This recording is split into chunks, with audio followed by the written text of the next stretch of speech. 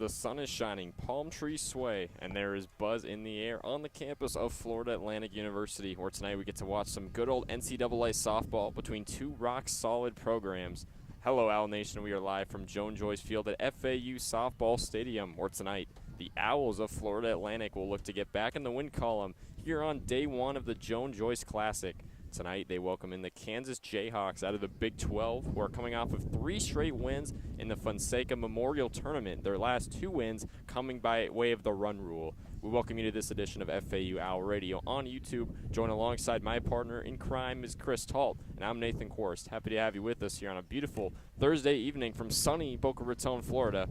Now, Chris, obviously for FAU, kind of in a rut right now. They've lost 5 of their last 6, 4 of those losses coming in the Clearwater Invitational this past weekend, and then they suffered a tough loss on the road a few days ago at FGCU, a game where they led 2-0 going into the final frame, but then the Eagles ended up rallying in the bottom half of the 7th to go on and win this game. And tonight, FAU welcomes in a solid Kansas squad coming into this game with a 7-4 record. As I said, 3 straight wins, 2 of those coming by way of the run rule. What can you tell us about this Kansas team coming into tonight? This Kansas team, Nathan, they've been a very solid offensive team. They're not just headlined by 1 or 2 offensive players. They are a deep offensive team.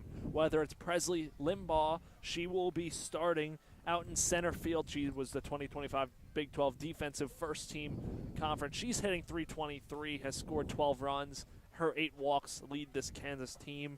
Campbell Bagshaw, she's hitting .407 with 11 hits and 6 RBIs. September Flanagan, she's hitting .444 with 8 hits, 2 home runs, and 10 RBIs. That's tied for the team lead. As well as Anna Solis hitting .345 with 2 home runs, 10 RBIs.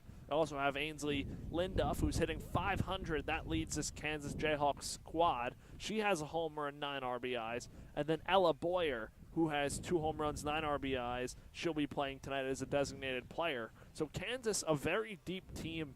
And I want to touch on their starting pitching real quick because they're going to be sending out right-hander Chloe Barber, who's no stranger to the American Conference. She transferred in from Wichita State. She has started 4 games this year, has 5 appearances with a 3.17 earned run average in 17 2/3 innings pitched, along with 19 strikeouts. So Barber off to a good start, and she'll be facing a tough task with an FAU offense that's looking to bounce back after a very tough Clearwater tournament in which they faced many dominant teams. They faced the numbers 1, 3, and 6 teams in the country, lost all those games in Clearwater. And they're going to look to get back on track at home, some nice home cooking on a beautiful Thursday evening. And that's going to come off the bat of really Jessiana Moore, the veteran. She has 2 home runs, 11 RBIs. It's business as usual for her, up to a .471 batting average. Kylie Hammond's doing her thing out there in the outfield, has 2 homers of her own with 7 runs batted in and hitting .324. Bella Ferran hitting .353. She's on fire. And McKenna JoJo Mulholland, she's hitting .400 with the homer, 8 RBIs. So the FAU offense they struggled in the Clearwater Invitational against those challenging teams, but they're going to look to bounce back here today and they'll be sending out their young freshman, McKenna Lee. She is 2-0 with a 2.14 ERA. She has impressed early this year as a freshman. She was on the preseason freshman watch list, and she'll look to get a good start here to the Joyce Classic tonight. Lee's definitely getting good experience so far. Another batter that's definitely worth mentioning for FAU is sophomore catcher Lily Holche, the Arizona State transfer. She's batting .423 on the season, and she leads FAU in she's tied in RBIs, leading with 11, and then she also leads the team in walks with 9. So a lot of hitting on this FAU roster. Definitely should be a good offensive game between FAU out of the American, of course, and Kansas out of the Big 12. Well, we will step away here for a few minutes here on FAU Owl Radio on YouTube, but don't go anywhere. When we come back, it's the first pitch, starting lineups, and all that good stuff when we come back here on FAU Owl Radio on YouTube. FAU taking on Kansas, first game of the Joyce Classic.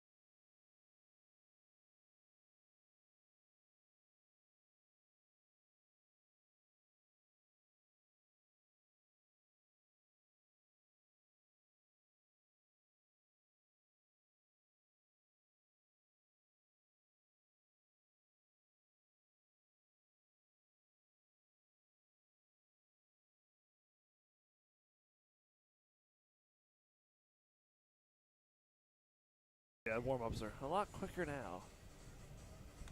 And welcome back to FAU Owl Radio on YouTube. Nathan Korst, Joan alongside Chris Talt. Just moments away from the opening pitch, Florida Atlantic taking on Kansas. FAU coming into this game with a 6-5 record, looking to get back into the win column after a tough 3-2 loss on the road against FGCU a few days ago, as we talked about pregame. Kansas, meanwhile, coming in on a 3-game winning streak, back-to-back wins via run rule. They come into this game with an overall record of 7-4. Kansas doing some plenty of good things on offense. They'll get to face the freshman right-hander for FAU. My bad, McKenna Lee. I was all over the place for a second trying to figure out my book, but McKenna Lee making the start here on a Thursday night to open up the Joyce Classic. Great color uniforms for both sides. FAU wearing their home reds and Kansas wearing their road baby blues, very similar to FAU's baby blues. I was going to say, it could be kind of confusing. Usually FAU rocks those, but now it's Kansas's turn. Here's the first pitch from Lee to the leadoff hitter, Presley Limbaugh. She's going to foul this one off to over the third base line onto the netting for an 0-1 count. And Limbaugh, one of those players that we mentioned pregame, off to a great start this season, leads the team with 8 walks, has a .323 batting average. Also leads the team in total at-bats with 31 and 12 runs. Here's the 0-1 from Lee. That one misses out and away for ball 1. Presley Limbaugh, the senior outfielder from Cooper, Texas, was named to the All-Big 12 defensive team in 2025. And she can certainly hit the ball as well. Lee winds and deals the 1-1. Swung on and missed for strike number 2. Limbaugh swung through that one. And FAU looking to get back to their home cooking ways here, hopefully getting back to Boca. Jumpstarts them after a tough week in Clearwater and over in Fort Myers against Florida Gulf Coast. The 1-2 from Lee misses outside. Ball number 2. It's 2 balls, 2 strikes on Presley Limbaugh. Has played and started in all 11 games so far for the Rock Chalk Jayhawks. Lee, the payoff pitch 2-2. Misses once again. Same spot for ball number 3, so Limbaugh has worked herself a full count, 3-2. First pitch temperature today, this evening, 76 degrees, a slight breeze from left to right. Here's Limbaugh on the full count. Swung on, in the air to left field, and that drops over the left fielder for FAU, and it's a base hit. It's a double for the leadoff hitter, Presley Limbaugh. He went right over the glove of Bella Ferrand in the outfield, and Limbaugh gets herself in scoring position in the first at-bat of the game for the Jayhawks. And now that'll bring up the right fielder, Ainsley Linduff. And FAU already playing with the corners in, looking for Linduff to potentially bunt here. Middle infield playing back.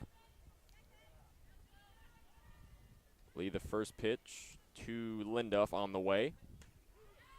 Downstairs, but it finds the zone for strike number 1. Linduff, the senior from Oklahoma City, batting .500 so far to start this season, over a 1.3 OPS to go with it. Here's the 0-1 from McKenna Lee, the true freshman. Misses out and away towards the batter's box for ball number 1.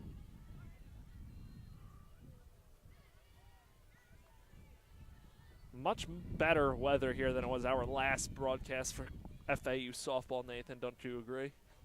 I would 1,000% agree. It's finally that springtime weather here in South Florida. As the 1-1 from Lee misses out and away for ball number 2. I mean, we keep talking about that the season opening game against Indiana. That was absolutely brutal, absolute cold front. That didn't just affect South Florida, but the whole country in general. But luckily, we got the least worst part of it. Here's the 2-1 from Lee. That one swung on, popped up in the air. It's shallow field, and FAU will get under it. It's Madison Insco gloving that one for out number 1. A good job by McKenna Lee to get the out and keeping Limbaugh over at second. Limbaugh, the 1 base runner on for the Jayhawks. That's standing in at second. And Anna Souls now, the first baseman, will step up to the dish. Souls in the 3-hole spot, the junior, utility player out of League City, Kansas. Here's Lee on the first pitch. Misses down low, ball number 1. Souls batting about .345 so far this season. Leads Kansas with 10 RBIs. 1 ball, no strikes. Lee sets, deals. Out and away, ball number 2. Back-to-back missed zones for McKenna Lee, the true freshman. This Kansas lineup really has no weak spots. When you go 1 through 9, they've been off to a phenomenal start this year. As we've said, Mercied run-ruled their last 2 games. Victories. There's Lee on the 2-0. Swung on, popped up into foul territory. And it'll be Jessiana Mora tracking that one down toward the Kansas dugout for out number 2. Good heads-up play there from Mora. And FAU now 1 out away from retiring the side, keeping Limbaugh at second and bringing up Haley Kripe, the shortstop. This would be a big confidence boost for McKenna Lee if she can get out of this and strand the leadoff double.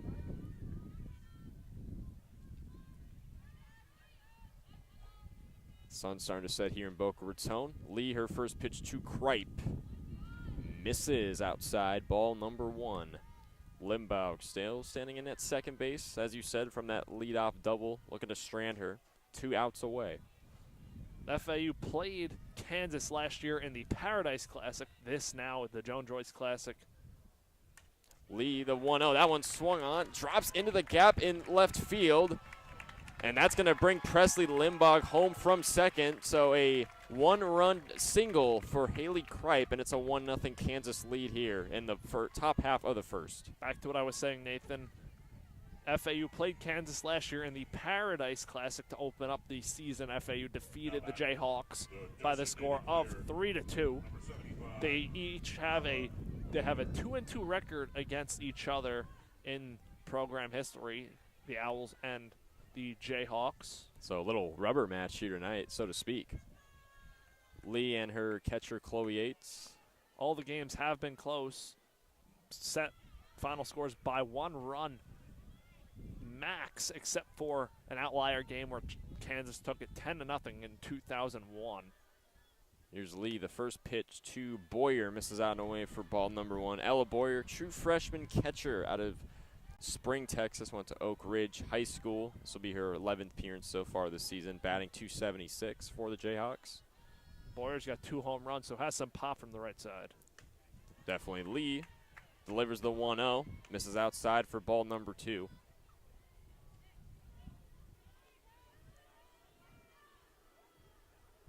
As we see the Coastal Carolina team bus driving right behind FAU Softball Stadium. They're in town. The 2-0 from Lee on the way. Right down Broadway, but it's a called ball 3. It's a absolutely gorgeous backdrop here at the FAU softball field beyond the outfield fence, palm trees line defenses, and it's a gorgeous night for softball. The 3-0 from Lee misses outside for ball number 4 to put a second runner on for the Jayhawks. Ella Boyer draws herself a walk, her first of the season, it looks like, and then Haley Kripe will advance to second. And now we will have a mound meeting between pretty much the entire FAU infield, head coach Jordan Clark and the true freshman McKenna Lee to talk things over, calm her down a little bit. And Campbell Bagshaw, who's coming up to the plate, has 27 at-bats this season, 4 doubles, 6 RBIs, 11 hits. Certainly one of the better playmakers on the offensive side on this Jayhawks roster, the senior infielder from Topeka, Kansas. But heading from the right side with a chance to drive in more runs here for Kansas.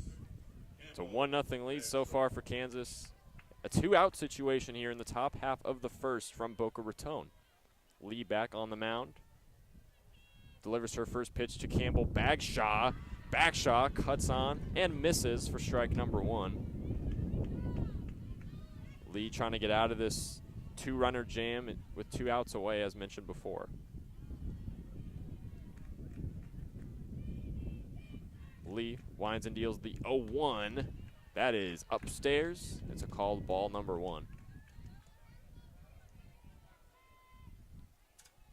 FAU 6-5 coming into this contest. Kansas 7-4 with 3 straight wins.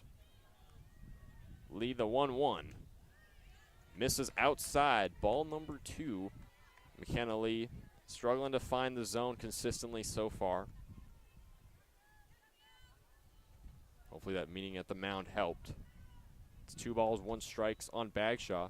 Lee rocks and fires. It's a swung on. Blooper drops into the gap in right field. The diving catch in the outfield was to no avail. Kripe is going to come home. Boyer will have the stop sign at third base. It's now 2-0 Kansas on the RBI single from Campbell Bagshaw. Kansas little 2-out rally here. Went double, out, and then 3 straight base runners reaching on 2 hits. And still runners on the corners for the Jayhawks, looking to push across more and an early 2-0 lead. FAU almost had the catch. I believe it was one of the 2 Kylies. It was either Hammonds or Shelton that extended, tried to make that catch, but it's a tough play to make. Got right past the glove. So now it's 2-0 Kansas. Billy Amezqua up to the plate as she takes ball number 1 down low. And looking at Billy Amezqua, the sophomore catcher. This will be her 10th appearance so far this season, batting .316 for Kansas. 19 total at-bats, 6 hits to show for it. Lee delivers the 1-0. Struggling to find the zone again. Misses away for ball number 2. It's 2-0 count on Amezqua. With runners on the corners for Kansas, Bagshaw standing in at first. It's Boyer at third. 2-0 count. Lee rocks and fires. Finds the zone that time for strike number 1. McKenna Lee still looking for her first K of the night. 3 hits, 2 runs so far for the Jayhawks tonight. In the top half of the first, Lee rocks and fires the 2-1. Out and away for ball number 3, so a chance to load the bases here for Bailey Amezqua. Way ahead in the count. Kansas has already matched their run total from the last matchup here in Boca Raton when they lost 3-2 to FAU just last season. That was in the Paradise Classic. Lead the 3-1. Misses down low for ball number 4, and that'll load the bases for the Jayhawks. Bailey Amezqua draws Kansas's 2nd walk of the ball game. So not an ideal start for the true freshman McKenna Lee, FAU and company. Now the third baseman, Cadence Stafford, will step to the plate. As good of an opportunity as you have to drive another run home, up 2-0. Lee winds and deals. Swung on, going back to center field, but Kylie Hammond's right there for the catch. Some runners will come. Never mind, that was out number 3, excuse me. FAU able to get out of the bases loaded jam and retire the side, keeping Kansas in check a little bit, but they still lead 2-0 after a half inning of play. 2 runs, 3 hits, but 3 players stranded for the Jayhawks as we'll head to the bottom half of the first with the 1-2-3 order up for FAU. It'll be Kylie Hammonds, McKenna Mulholland, and Jessiana Moore when we come back on FAU Out Radio on YouTube.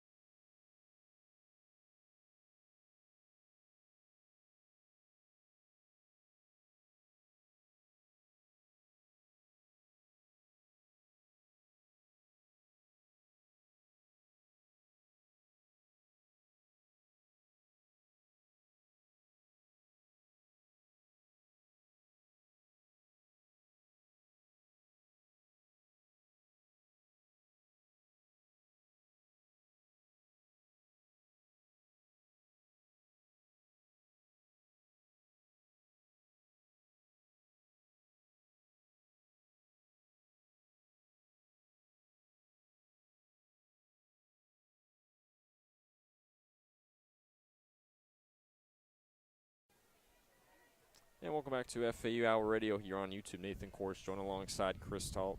FAU coming up to bat now. The leadoff hitter, Kylie Hammonds, the center fielder. Up first for FAU, the redshirt junior.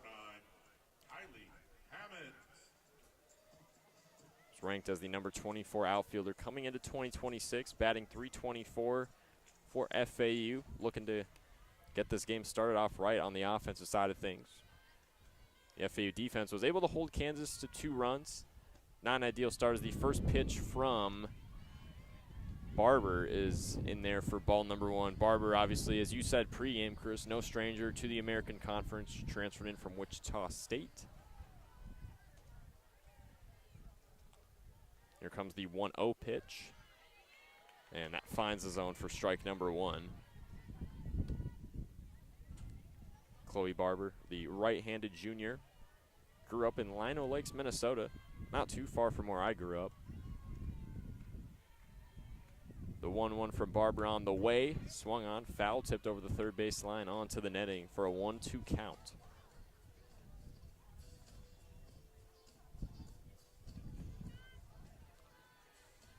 Kansas had 2 runs, 3 hits in the top half of the first, but they had the bases loaded, but FAU was able to strand them. True freshman McKenna Lee able to put them away, get out of a tough jam.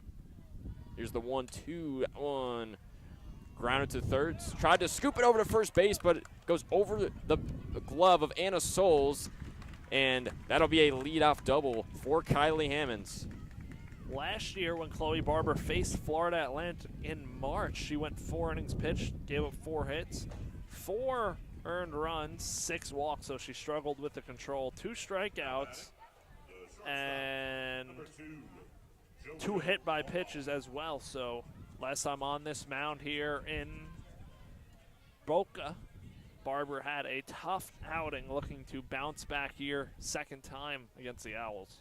So Hammonds reached second on a third base error, and now JoJo Mulholland up on to the dish for FAU as she takes ball number 1 up high. And for JoJo Mulholland, that's her nickname. Her first name is actually McKenna, the redshirt senior, transferred in from Ball State. Here's the 1-0 pitch. She takes that one for ball number 2. Good eye from McKenna. Mulholland batting exactly .400 so far to start off 2026. A great start to her Florida Atlantic, her first season here at FAU. The righty deals the 2-0. Finds the zone for strike number 1. Was able to clip the corner that time. So righty versus righty matchup. Barber versus Mulholland. And the sun is completely set here in Boca Raton. Palm tree still swaying here at the wind. Here comes the 2-1. That one swung on, and that is lined right to the glove of Ainsley Linda for out number 1. A good heads-up play by Kylie Hammonds, not getting too far off of the second base bag and getting back in time. Third baseman, number 1, Jessiana Mora. Excuse me, that was lined out to bag shot at second base. Jessiana Mora now up onto the dish. Here's the first pitch from Barber. Misses way outside for ball 1. Mora's got 2 home runs on the season and 15 hits, 30 at-bats, as well as 9 RBIs. So Mora off to a phenomenal start this season, one of the top third basemen in the country. Certainly is with that .471 batting average. The 1-0 gets away as a Mezqua couldn't handle that one, and Hammonds, who was on second, will advance to third base, puts herself in elite scoring position. It's a 1-1 strike, 1-1 count on Jessiana Mora.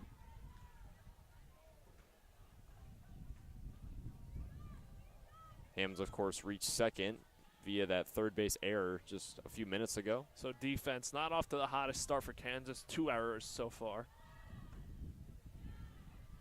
And they changed they changed it on the scoreboard. It said 1-1, but the count is actually at, it was at 2-0. Now it's at 3-0 as Barber missed out and away. So Mora could possibly put runners on the corners here if she stays patient. Here's the 3-0. And she does just that. Takes ball number 4 down low to put herself on first. Runners at the corners now with Kylie Hammond standing in at third. Now right batter, right time here. Lily Holtry coming up, the designated player this evening. Holtry has 1 home run, the Arizona State transfer, in 24 at-bats. Also has 10 runs batted in. So Holtry, a very dangerous hitter right here, looking to cash in early for the Owls. And she also leads FAU, as we mentioned pregame, in walks with 9 so far in the Big 2026. We'd love to get some runs here for your young right-hand pitcher, McKenna Lee. Build her confidence a little bit, too. So runners on the corners, 1 out away from Kansas. Holtry up at the dish against the right-hander Barber. She delivers her first pitch, and that misses for ball number 1. Holtry, the 5'7" sophomore, as Chris mentioned, transferred in the Sun Devils of Arizona State. But she is a native of South Florida from Lutz. 1-0 from Barber. Cut on and missed. Mora trying to tag second, and she dives in safely to now put 2 runners in scoring position. So now a single almost should score 2 runs, definitely 1 run, potentially 2 if Mora can hustle around and score on a Holtry hit. 2 base runners on, Mora at second, Hammonds at third, neither via a earned run, as the 1-1 is swung on. Blooped into right field, and that is caught by Linduff. They will hold Hammonds at third. It's out number 2. Tough at bat there from Holtry, not able to drive it deep enough to allow Hammonds to tag, so Hammonds bluffed and head back to third. And now it'll be Madison Insco coming up to the plate. Has 11 at-bats on the year and getting the nod at first base in tonight's opening game of the Joan-Joyce Classic.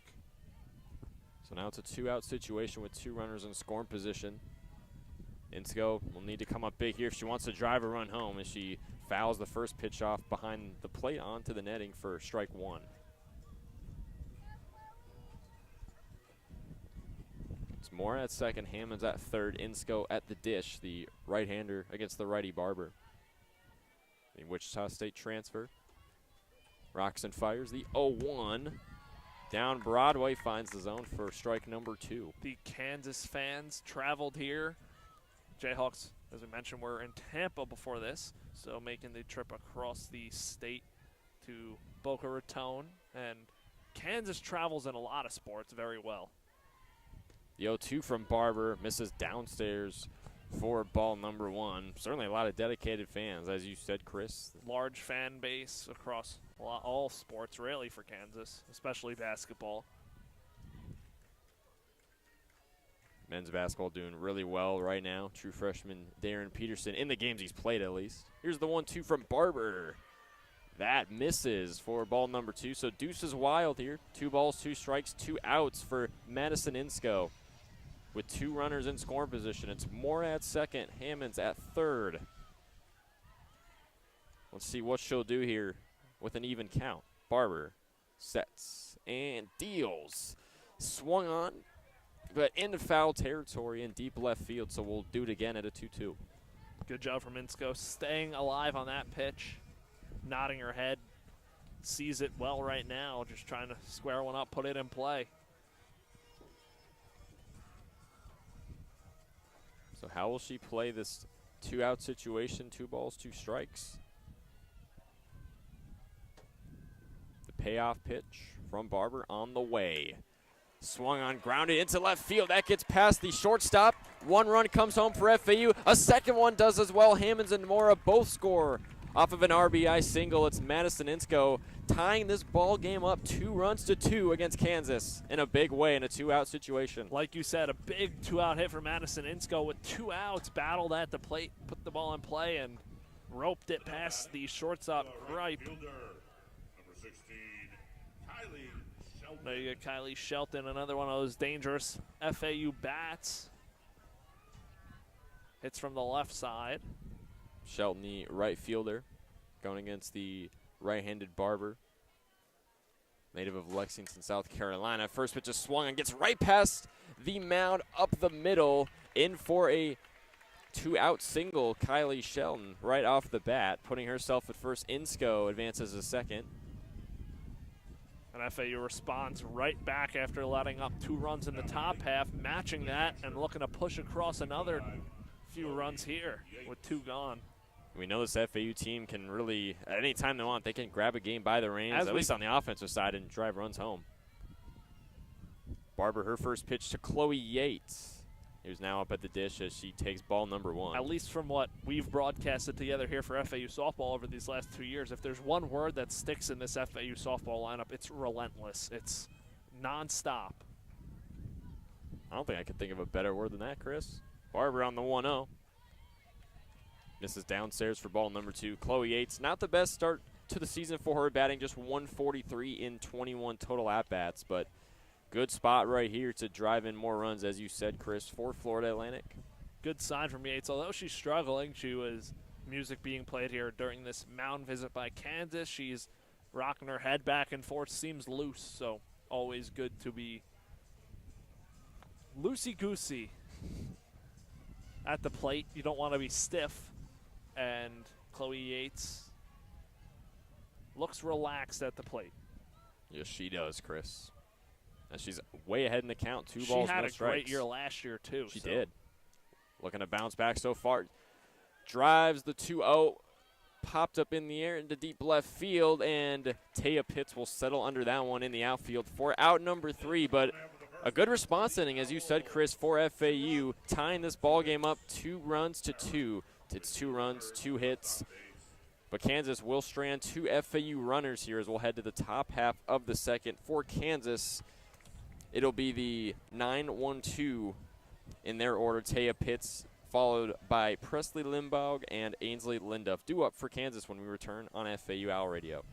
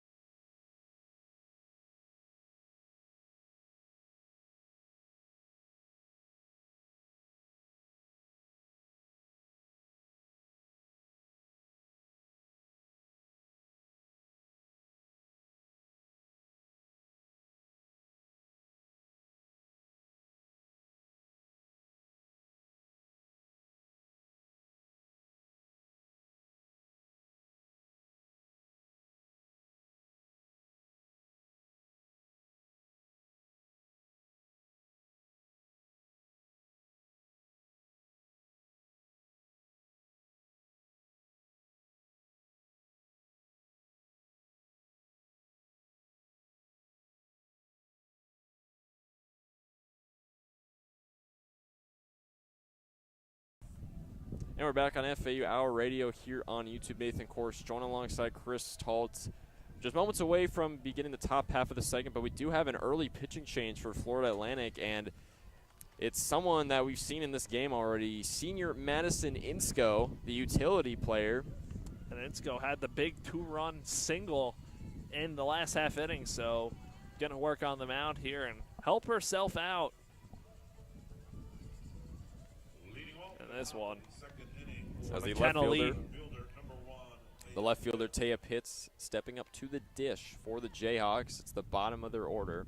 The junior left-handed batter going against the righty Insko. She delivers her first pitch, and it's foul tipped over the third base line to their dugout for strike number 1.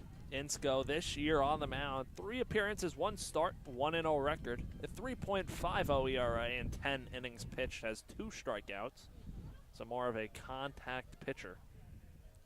And a two-way player as well. Insko on the 0-1. That one swung on. Popped up into the air. Foul territory. FAU making that grab near the Jayhawks dugout. It was Jessiana Mora tracking that one down for the first out. Another good heads-up play for Moore. We saw a play like that earlier when a ball was popped up. She does it again. Now that turns it over to the top of the lineup, and Presley Limbaugh, who led things off tonight with a double, came around to score with 2 outs in the top half of the first.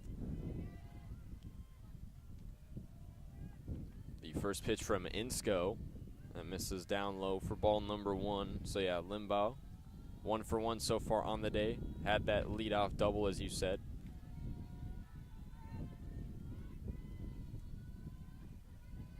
And was brought home for 1 of 2 Jayhawks runs, where it's tied 2-2 so far here in Boca. The 1-0 from Insco misses out and away for ball number 2. You're in a 1-out situation, no runners on. It's about 6:32 p.m. Eastern time here in Boca Raton, Florida. Insco checking her signal, and she will wheel and deal to 2-0. That misses downstairs, ball number 3. So Madison Insco struggling to find the zone so far in this at-bat. Trying to get Limbaugh to chase outside. 3 balls, no strikes. Here's the pitch from Insco. Finds the zone that time for strike number 1. As Limbaugh looks on to that one. No runners on, 1 out.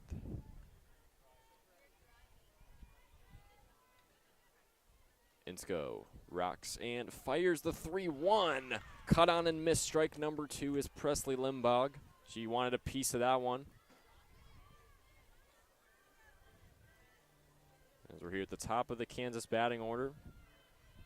It's 1 of 3 straight left-handers for the Jayhawks. Lindoff and Souls after this. The 3-2 full count from Insco. Misses downstairs for ball number 4. So Presley Limbaugh catches a break and draws herself a leadoff walk in the top of the 2nd. So Limbaugh on for the 2nd time today. That brings up Ainsley Linduff, who popped out to 3rd. Check that, popped out to 1st, her first time up. So she'll be looking to right the ship here in a 1-out situation with 1 runner on to Limbaugh at 1st. Insco, her first pitch is swung on, chopped. Possible double play coming for FAU. And they do just that, the throw to 2nd to get Limbaugh out, and then the scoop over to 1st base to get Linduff out for 2 outs. And to retire the side here in the top half of the 2nd, FAU on the double play here to retire the side.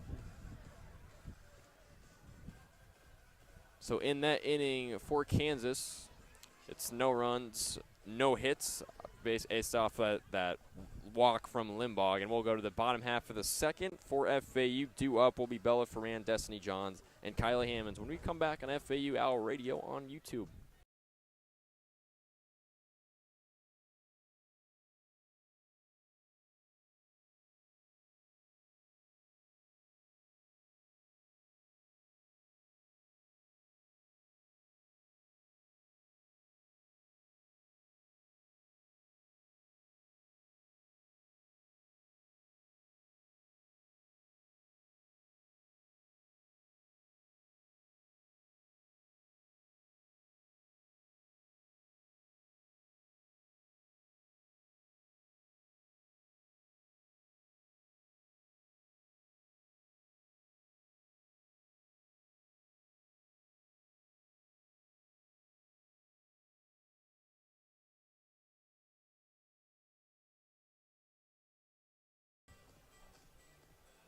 And we're back on FAU Owl Radio on YouTube. Bottom half of the 2nd now, FAU and Kansas.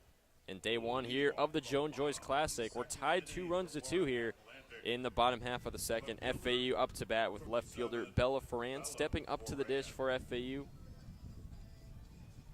Bella Ferran rocking number 27 for the Owls, the sophomore. Batting .353 so far. It's 17 total at-bats as she'll go up against Chloe Barber, the Wichita State transfer. First pitch from Barber finds the zone down low for strike number 1. Ferran, a great bottom half of the lineup presence for FAU. Definitely a stable presence at that. Rock solid, just like a Jayhawk. Next pitch, attempted bunt from Ferran, but it finds the zone for strike number 2. She couldn't make contact with it. Ferran heading .353 in 17 at-bats. Has an RBI, 6 hits, 7 runs scored. The 0-2 from Barber on the way. Foul tipped over the 3rd base line onto the netting. Will go again at an 0-2. Bella Ferran, 5'6", native of Hoover, Alabama. Has started in 9 out of her 10 games played so far here in 2026. With no runners on, no outs. Here in the bottom half of the second, the pitch from Barber on the 0-2. Misses out and away, ball number 1.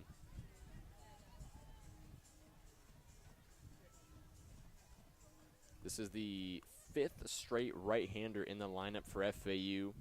It'll be 6 straight when Johns comes up to bat next. Left-hander.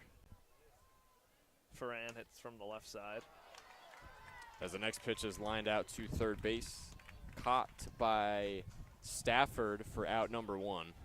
So tough going right there for Bella Ferran as she was starting to come back in the count. Now batting, the second baseman, number 33, Destiny Johns. Second baseman Destiny Johns now up to the dish for FAU. The sophomore out of Groveland, Florida, batting .250 so far this season, has played and started in all 11 of FAU's games in a one-out situation. Very sure-handed second baseman defensively, putting together a solid start to her season offensively, hitting .250 in 32 at-bats. Again, Destiny Johns, kind of that double leadoff, if you want to call it a triple leadoff, because Ferran, Johns, and Hammonds back-to-back-to-back can all get on base very often. Barber on the 1-0, cut down and missed for strike number 1 is Destiny Johns.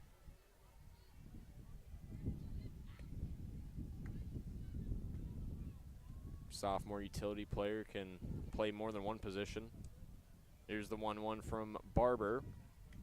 Misses way outside for ball number 2. The pitch got away from the catcher, Mezqua. And Destiny Johns looking to get on. 2-1 count with 1 out here in the bottom half of the second. Play lead off here with 1 out.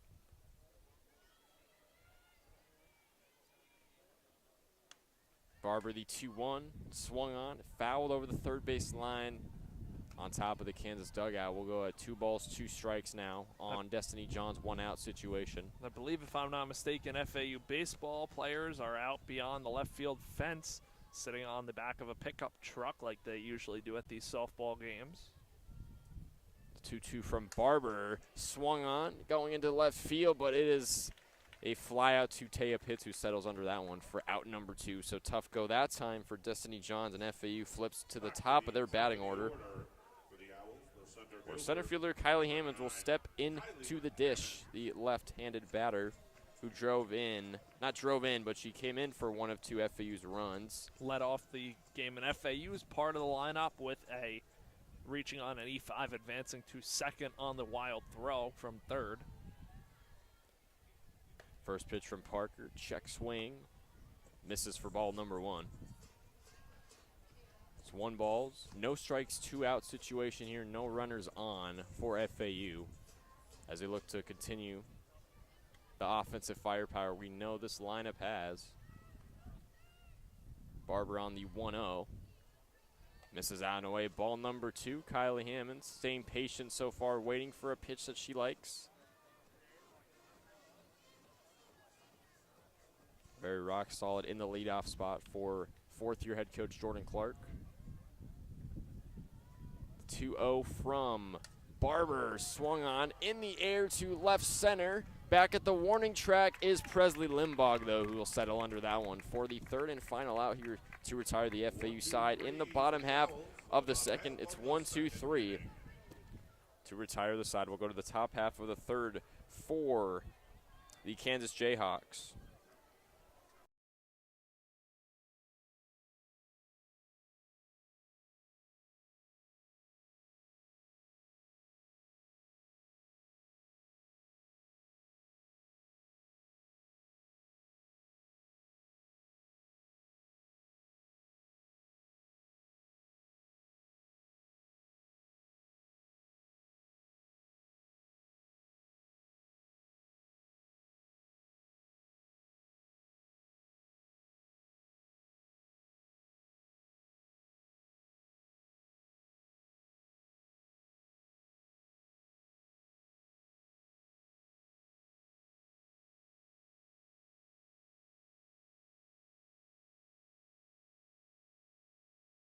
We are back on FAU Owl Radio. Madison Insko on for her second inning of work. She will be facing 3-4-5 in the Kansas Jayhawks lineup, starting with Anna Solis, the first baseman.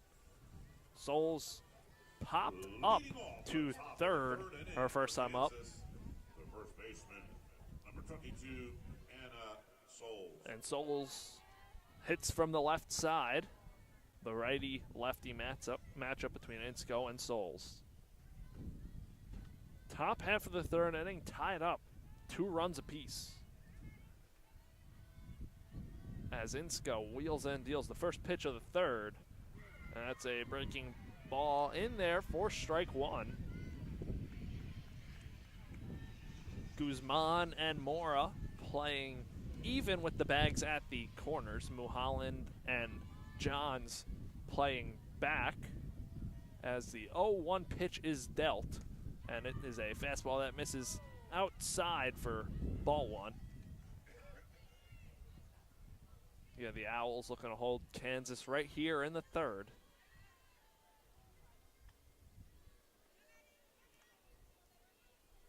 As Insko winds and deals the pitch. Breaking ball popped back to the screen, and it's a 1-2 count. Insko in the driver's seat.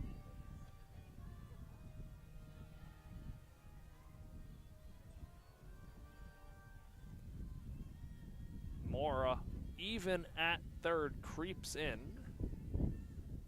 just a little bit as the 1-2's delivered, and that pitch is in the dirt for ball 2, blocked by Chloe Yates.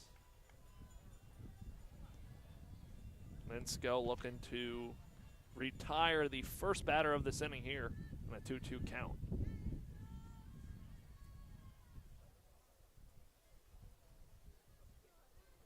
Madison Insko, the right-hander, winds and deals her 2-2. That pitch is chopped to Johns, who fields, collects, and throws to first for out number 1.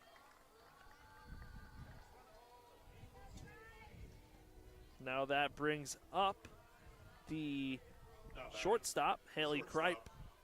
Number 41, Haley Kripe. Haley Kripe singled and scored. Her first time up had an RBI single. So Kripe digs in from the right side against Insko. First pitch of this at-bat delivered. Off-speed pitch misses up and out for ball 1. And Kripe was an NFCA All-Region team member back in 2025. Kripe looking to get on here. Insko looking to keep it rolling. As Insko deals, that pitch is low and in the dirt for ball 2.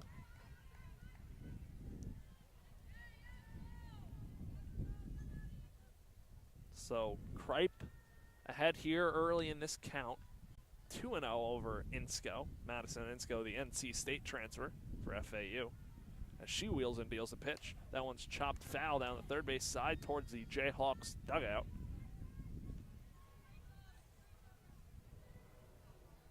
See some action in FAU's bullpen as well as Kansas's bullpen.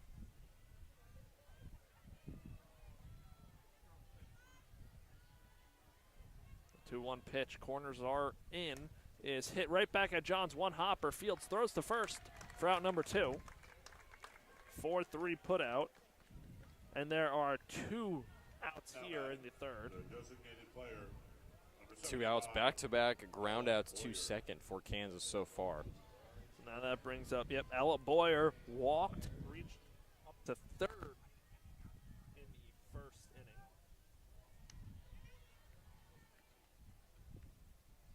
First pitch from Insko. Misses in the dirt for ball 1.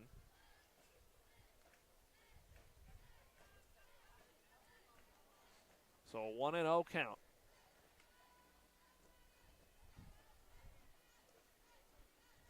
The pitch from Insko.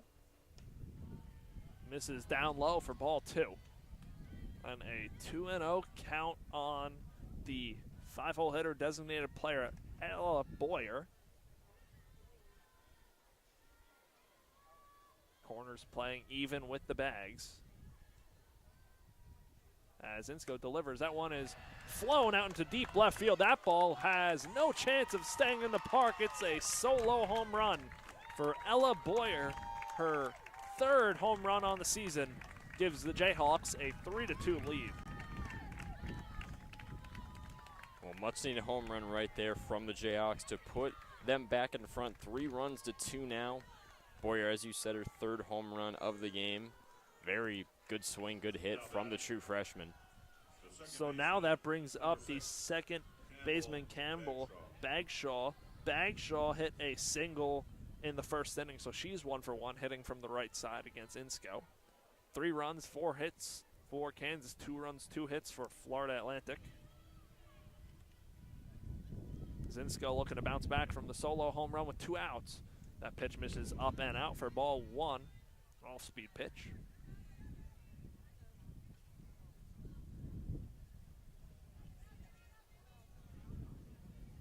So 2 gone here in the top half of the third. Kansas now leading 3-2, their second lead of the ball game.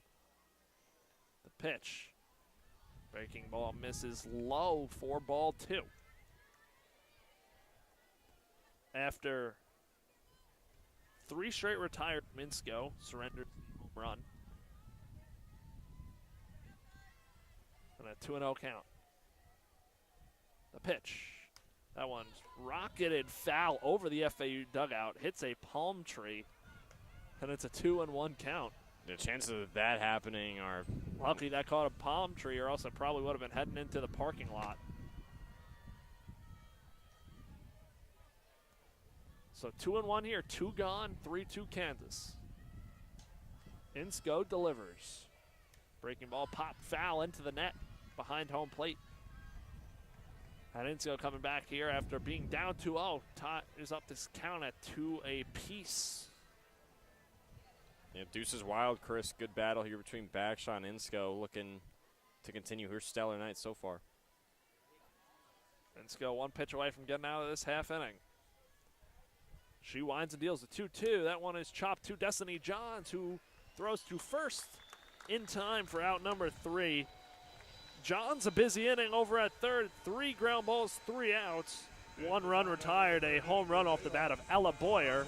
And Kansas leads at 3-0 right here on FAU. 3-2 right here on FAU Owl Radio.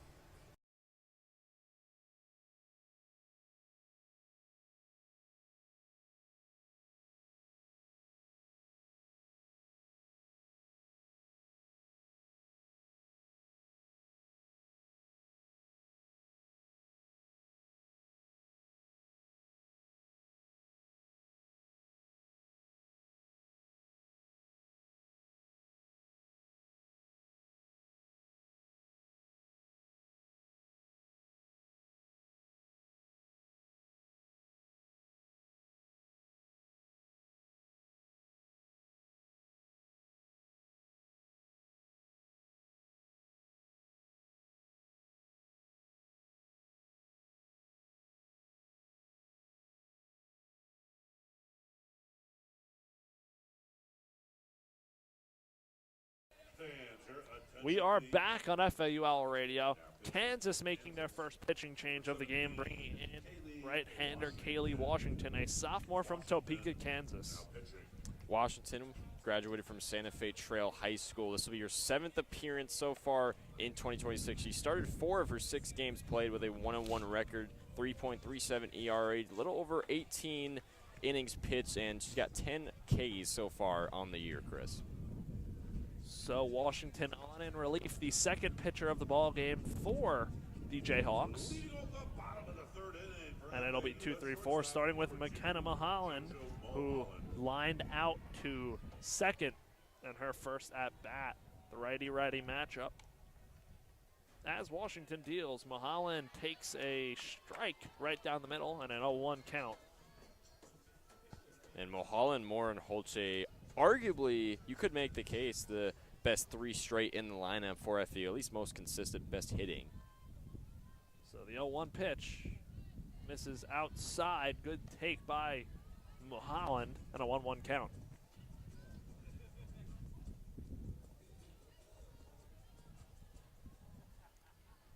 So 1-1 here in the bottom half of the third. Kansas leads 3-2. The pitch. Mulholland takes a fastball for strike 2 and a 1-2 count.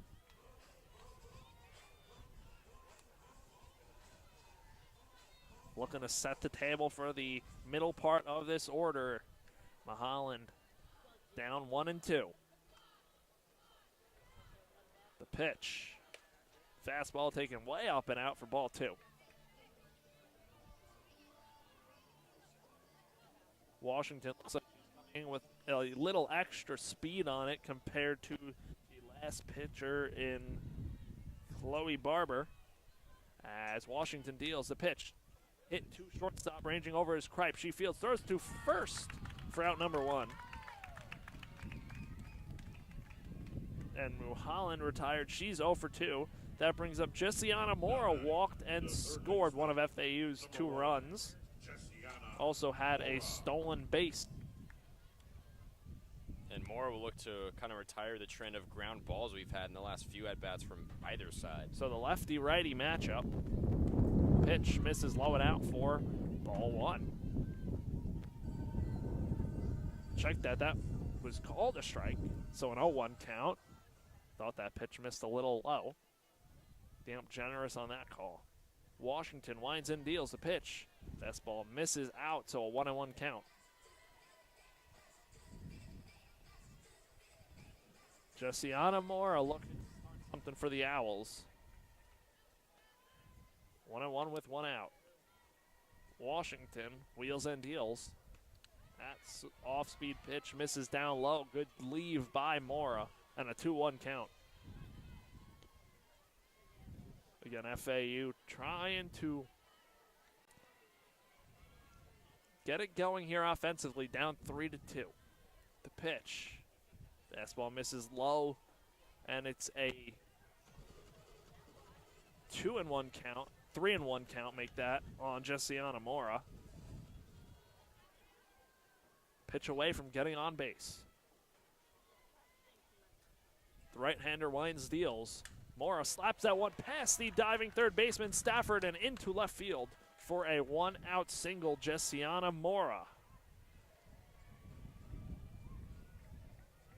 And very good reason. Mora is one of the better third basemen in the country. Beautiful swing on that one, as you said, right past the glove of Stafford. Now that brings up Lily Holche. She is from Lutz, Florida, the designated player today for the Owls.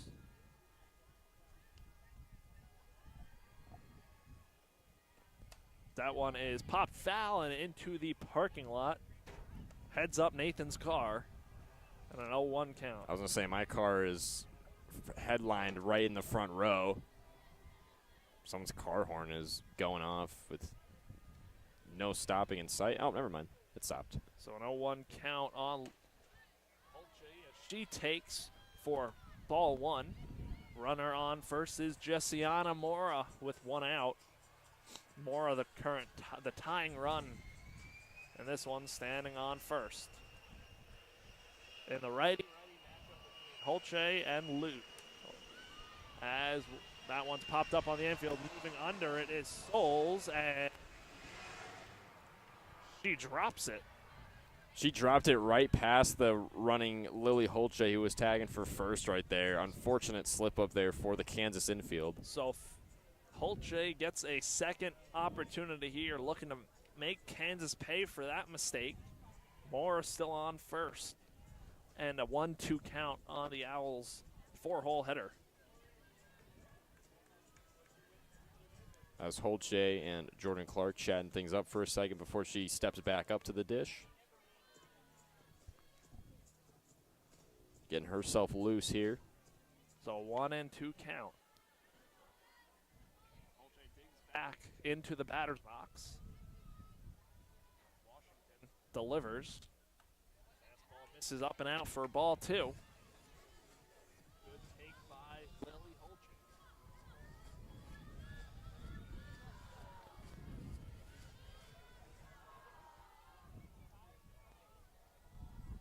The 2-2 pitch is hit off the handle of the bat, and retired is Lily Holtry on the putout from Haley Kripe over at short.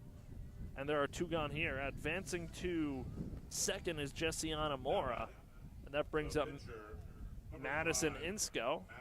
So looking to help out herself on the mound. She'll stay in as the hitter, so FAU forfeits her first base spot. As Washington deals, that one is hit over the head of the leaping third baseman. Getting the wave is Jessiana Mora. She slides home safe. And the third RBI of the game for Insko. She's going all the way to third on the throw from left field that got behind home plate.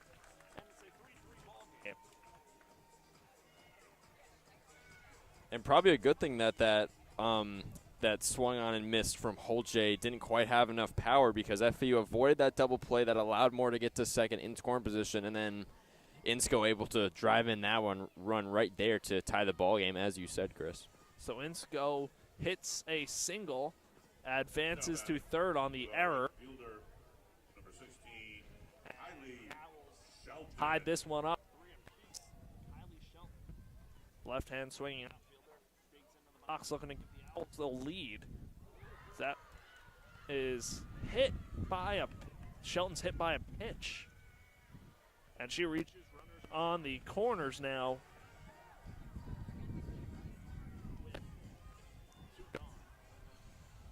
So now Chloe Yates will step up in a big two-out situation with runners on the corners, as you said. Apologies for the mic issue. Switch it out in the bottom half of the top half of the fourth. For now batting, the catcher, number 25. In a big way for FAU. Yet another from Kansas's head coach.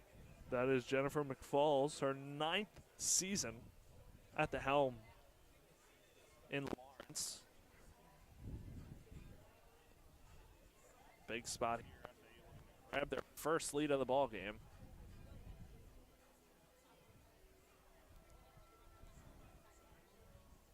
It's definitely been a pound-for-pound kind of ball game. Kansas went up 2-0, then FAU was able to respond with 2 runs of their own. Now Kansas, well now, I mean, both teams obviously then went back and forth again with 1 run each, and now FAU in a spot to, as you said, go back in front for the first time tonight. So Chloe Yates digging into the batter's box. Mound visit wrapped up. Big spot here. Runners on for FAU. At third base, it's Madison Insko. At first base, it's Kylie Shelton. And at the plate, it's Chloe Yates, the catcher, against the right-hander, Kaylee Washington. Looking to come up big here for the Owls in the third. Corners are even with the bag. The pitch misses inside for ball 1 on Yates. Pitch got away from the glove of Mezqua, a little bit in front of the plate. Shelton will stay in at first. Yates steps back in, and a 1-0 count here with 2 outs in the third. Washington delivers. Fastball right down Broadway for strike 1 and a 1-1 count.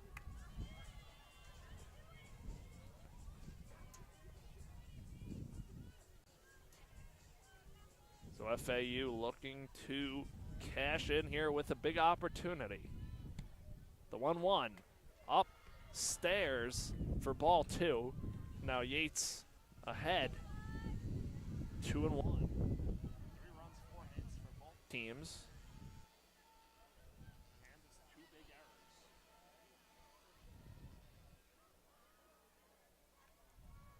Washington wheels 2-1. That one is flown out into left field. Left fielder Pitts moving into foul territory makes a catch for out number 3, but not before the Owls score 1 run on 2 runners left on head top half of the 4th inning. 3-3 ball game here on FAU.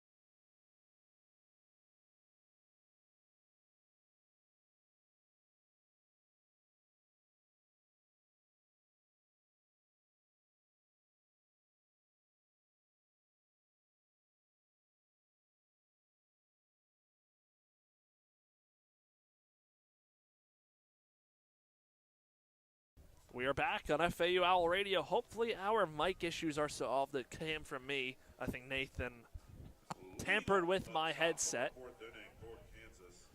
Yeah, I think Chris is right. I got a little Sprite right next to me. I think I might have poured some He knows on it. I'm a New York Knicks fan, so he figured why not tamper with Chris today. Top half of the fourth inning, 3-3 ball game, and Madison Insko back out onto the mound. She is facing 7-hole hitter for Kansas. That is Bailey Amezcua. Amezcua from the right side. The pitch from Insko misses low and in, and a 1-0 count.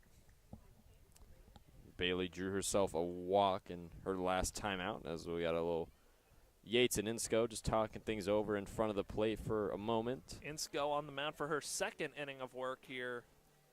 Check that, make that third inning of work here this evening. Has 3 RBIs herself at the plate, so great day so far for Insko and looking to keep it rolling on the mound.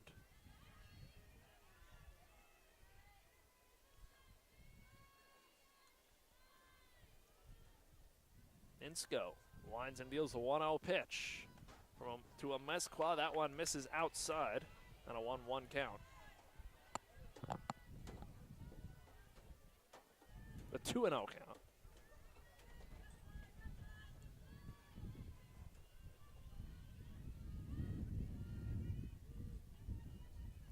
Insko's 2-0 pitch is hit up the middle, past Insko and into center field for a leadoff single in the top half of the fourth inning for Bailey Amezcua.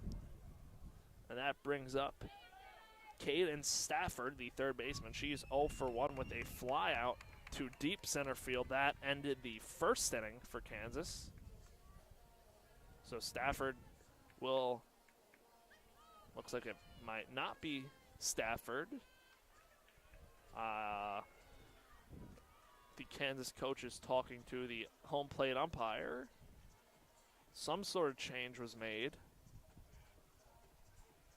Fans into the game and now running at first base for the Jayhawks is number 36, Maddie Hayes. So Maddie Hayes will run for the catcher Bailey Amezcua at first. So Hayes, the junior from Nebraska, comes in looking to possibly steal a base here for Kansas in the tie ball game.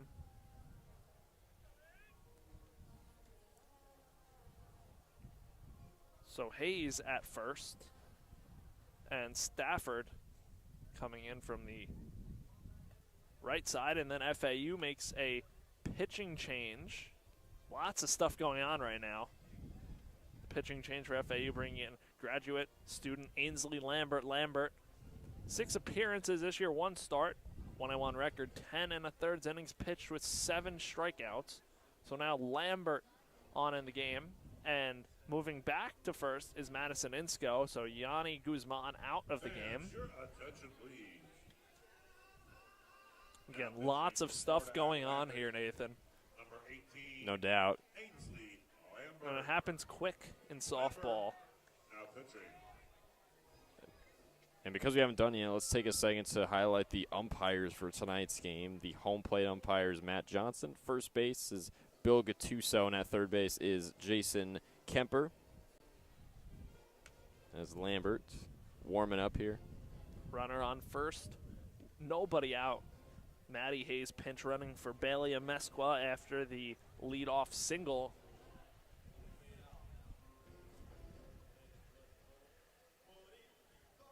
And a 3-3 ball game here. Kansas 3 runs on 5 hits.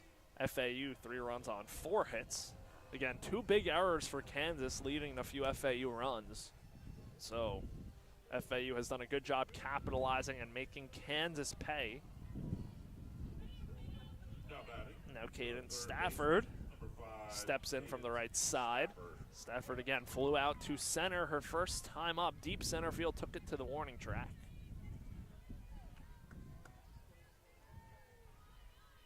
With a runner on first in the top half of the fourth is Maddie Hayes. Middle infield looking for the double play. Here's the first pitch to Stafford from Lambert. And runner off and going on the pitch. The throw from Yates. Short hops Mulholland. Goes into center field. There to back up is Hammonds, keeping Hayes at second with a stolen base. So runner in scoring position for Kansas. And a little meeting at the mound now. Tough play as that pitch got away, as you said, and they overthrew it a little bit at second, and Hayes now stands in scoring position. And it was a strike, so an 0-1 count on Stafford, the third baseman. The FAU first baseman, Madison Insco, playing all the way in, looking for the bunt. Jessiana Mora stands even with the bag. The pitch squares and pulls back on the pitch that misses way outside, so a 1-1 count on Stafford. On the bunt, Mora crashed at third, and JoJo Mulholland ran to cover third base. So both corners should be charging here for FAU, with Maddie Hayes on second and nobody out. The 1-1 pitch. That one's in there as Stafford squares, pulls back, and a 1-2 count. So now that takes the bunt out of play for Stafford. And now if you're Ainsley Lambert, you look for the big strikeout right here. Hold the runner at second. That's what you got to do here as we're into the middle innings of this ball game. The Joan-Joyce Classic here on FAU Owl Radio. Lambert winds and deals her 1-2. The pitch is popped up, ranging into shallow outfield. Coming on is Ferran to make the catch for out number one. A good job keeping the runner at second base.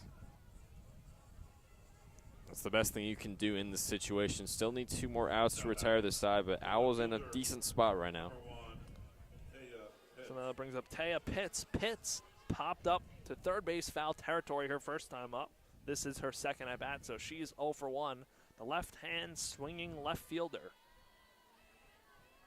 As Ainsley Lambert kicks and deals. Fastball misses outside for ball 1. Again, Maddie Hayes, a pinch runner for Bailey Amesqua at second. Amesqua reached on the single, and Hayes stole second base. 1 gone here in the 4th.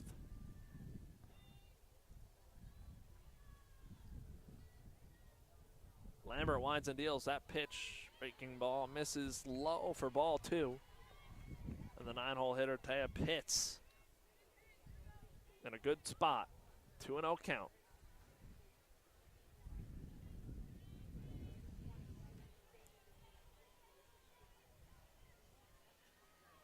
The 2-0 from Lambert. Squares and pops it foul on the left side as Pitts. It falls unharmed. And a 2-1 count.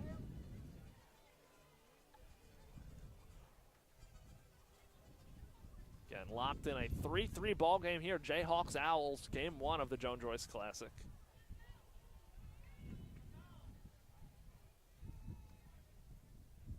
Lambert set on the rubber. Deals the 2-1. That fastball misses just a bit outside. So a 3-1 count on the 9-hole hitter, Taya Pitts.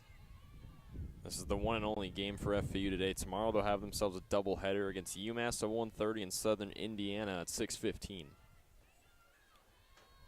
Busy weekend for the Owls here at home. The pitch from Lambert and 3-1 count is flown out into shallow left field. Coming on is Mulholland, raging back, makes the catch for out number 2. Good range showed by Mulholland, getting over to that one very fast.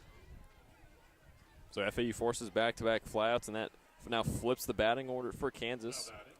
That brings up Presley Limbaugh. Limbaugh hitting from the left side. Runner on second with 2 outs in this 4th inning. Ainsley Lambert trying to get out of the jam and keep this game tied. Corners are playing in on Limbaugh as Lambert deals. Fastball misses outside, ball 1. And good night from Limbaugh so far. 1 double, 1 run, and a walk for her. 1 for 1 on the day, Limbaugh. The corners expecting bunt here potentially from Limbaugh. And a 1-0 count. Lambert's pitch. is right down the middle for strike one. Knotted up 1-1 count, 2 outs, 3-3 ball game. Between the Jayhawks out of the Big 12 and Florida Atlantic out of the American Conference. FAU playing a lot of power conference teams early in the season. As Lambert delivers her 1-1. Fastball catches the outside corner for strike 2. And now looking for one more pitch to get out of this inning.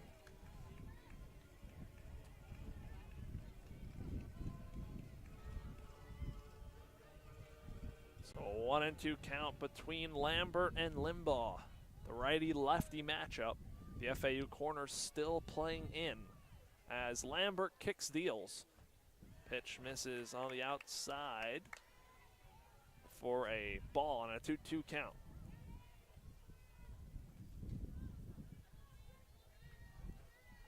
So 2-2, 2 outs, runner on second.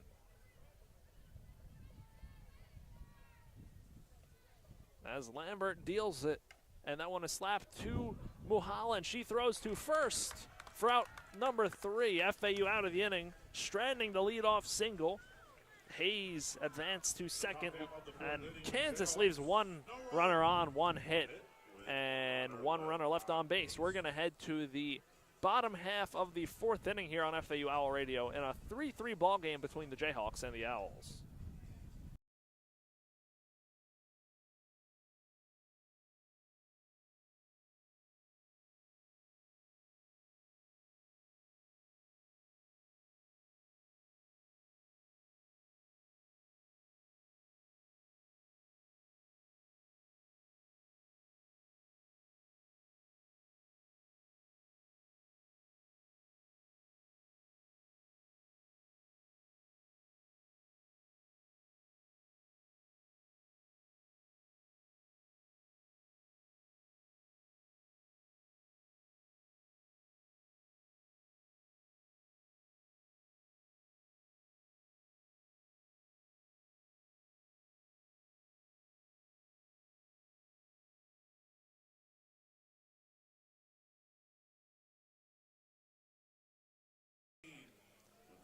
We are back on FAU Owl Radio. Chris Talt, Nathan Korst here.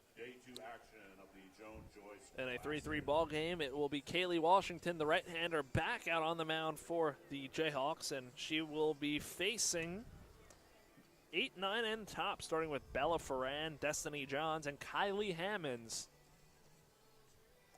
Tie game from Joyce Field.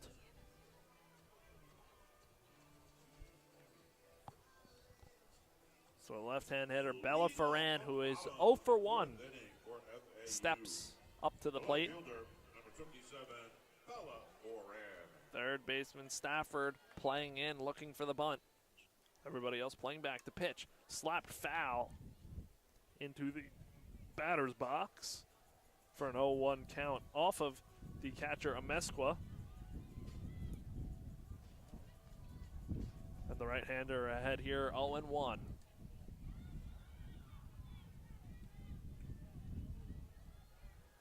Washington wheels and deals the pitch. Fastball misses low and out for ball 1 and a 1-1 count. FAU has not led yet tonight. They have matched everything that Kansas has done. It goes 2-0, 1-0 on the scoring for each inning for both sides so far. As Washington deals that pitch, misses low, and a good take from Bella Ferran. Again, if you're FAU here, would love to add a few runs, middle innings, grab a lead, and don't look back. The 2-1 pitch is slapped foul over the Kansas dugout, and a 2-2 count. And we know the things this offense for FAU is capable of. We know they can get on base. It's just a matter of if they can bring base runners home. That's kind of what the problem we saw in the FGCU game up until the final frame. So 2-2 here, leadoff batter in the 4th for the Owls. The pitch way upstairs for ball 3. Ferran a pitch away from now getting on here. The 8-hole hitter in this FAU lineup.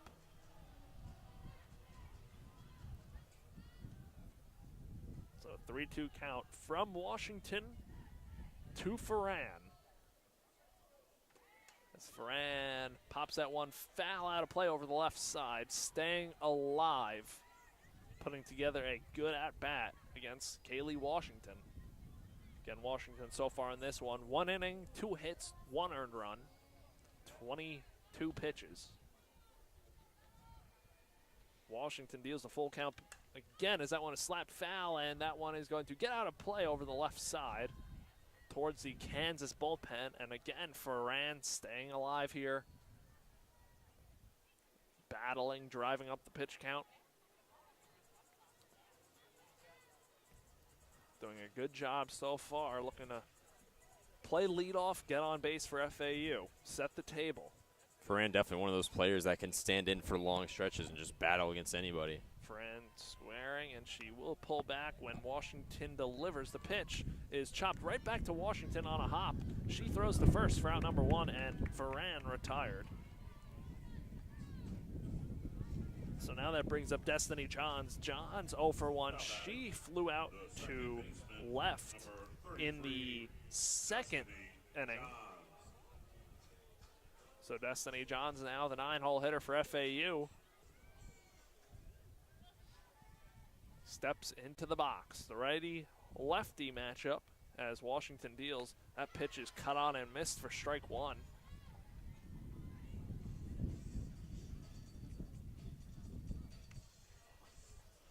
So 0-1 on the Owls' second baseman.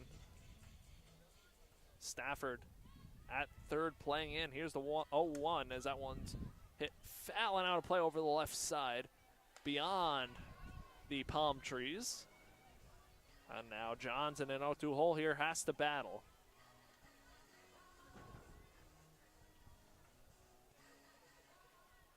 So an 0-2 count.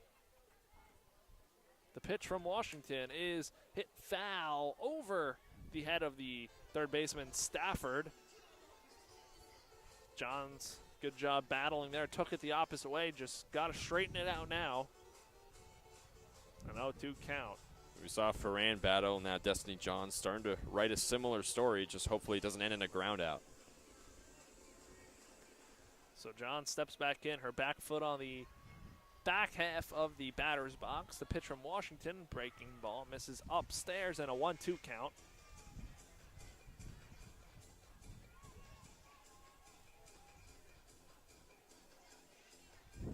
So 1-2 with 1 out here in this 4th.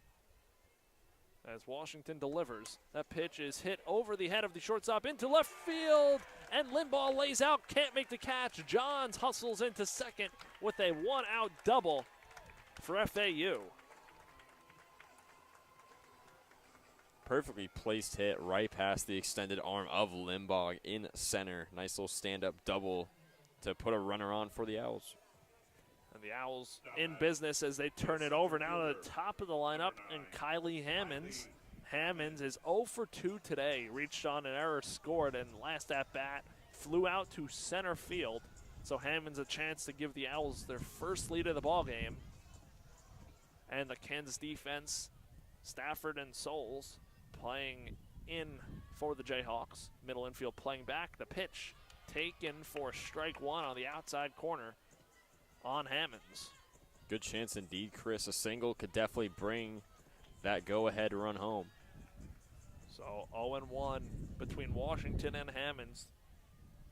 One of the hitters you want up in this situation as Hammonds slaps that one foul over the left side out of play. And now down here 0-2 is the Owls leadoff hitter with Destiny Johns on second.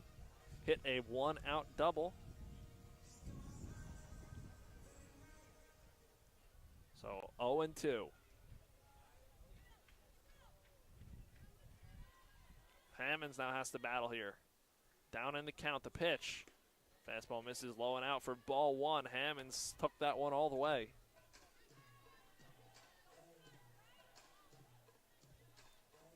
So 1-2 count on Florida Atlantic's dynamic center fielder. Washington winds and deals the pitch. That one bounces up in the dirt. Good block by Amesqua, keeping Johns at second, and a 2-2 count now on Hammonds. Good crowd here on a Thursday night between the Jayhawks and the Owls.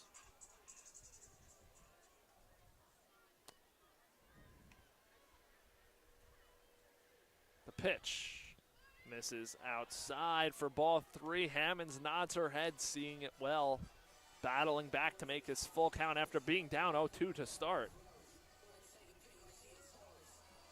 So full count, 1 out. Johns leads off of second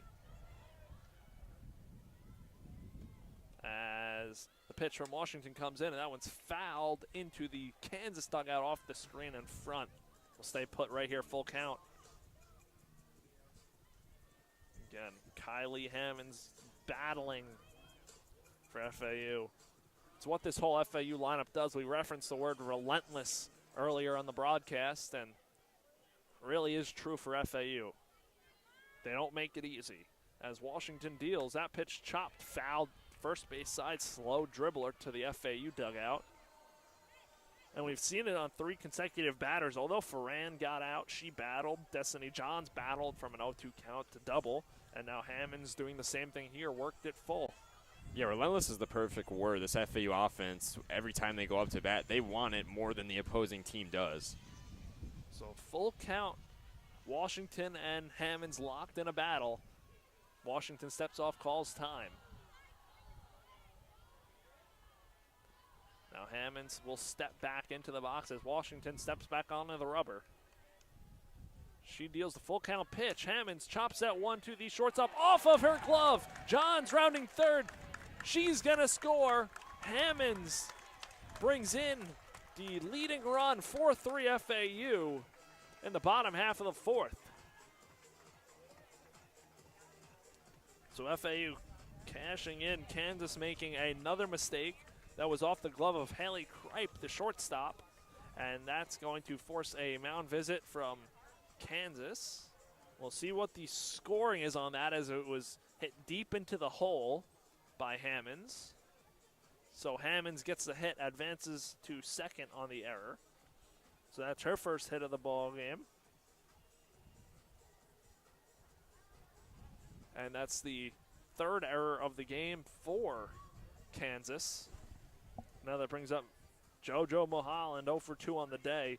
Another runner in scoring position for FAU with the lead. With the lead, FAU pretty much has grabbed the momentum of this game. They are holding it in their clutches right now in just a 1-out situation. So mound visit over. Kaylee Washington still in the game.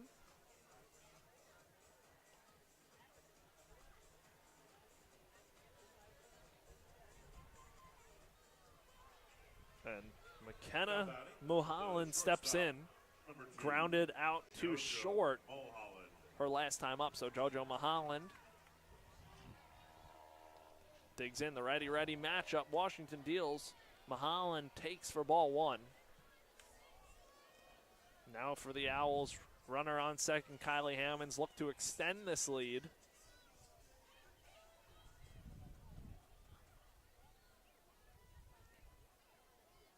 Corners in. The 1-0 pitch bounces up in the dirt, and throw to second. Coming back is Hammond. She dives back safely. And now a 2-0 count on JoJo Mulholland. The FAU shortstop. Great start to her 2026 campaign. As Washington delivers, that pitch is flown out of play over the FAU dugout and into the parking lot. Definitely sounded like it hit the hood of somebody's car, praying Nathan it's not getting mine. nervous over here in the booth. Going to go back and find a softball in his driver's seat. Broken windshield, everything. A 2-1 count. Corners in, middle infield back for Kansas. The 2-1. Right down the middle for strike 2. An off-speed pitch by Washington. And now Mulholland, 2-2, has to battle.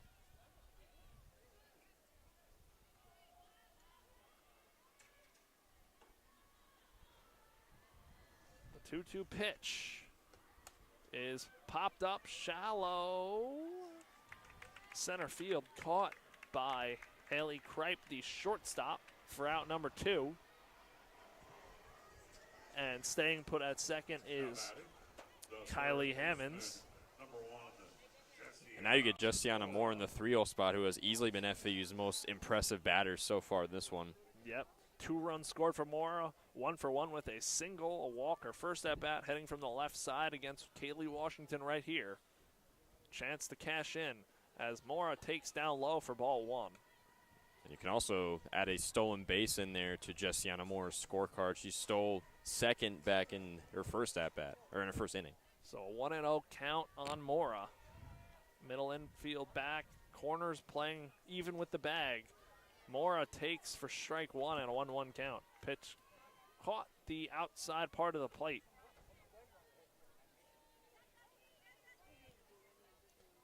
Again, Mora, one of the best third basemen in the country, looking to come through for her Owls. As she slaps that one foul into the screen and a 1-2 count. 1 run already in this inning. Runner on second is Kylie Hammonds.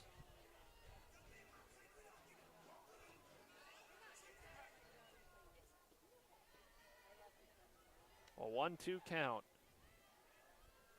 Kaylee Washington deals. That one is hit out into left field, coming over, ranging over into foul territory. Can't reach it is Taya Pitts. So Jessiana Mora stays alive in a 1-2 count.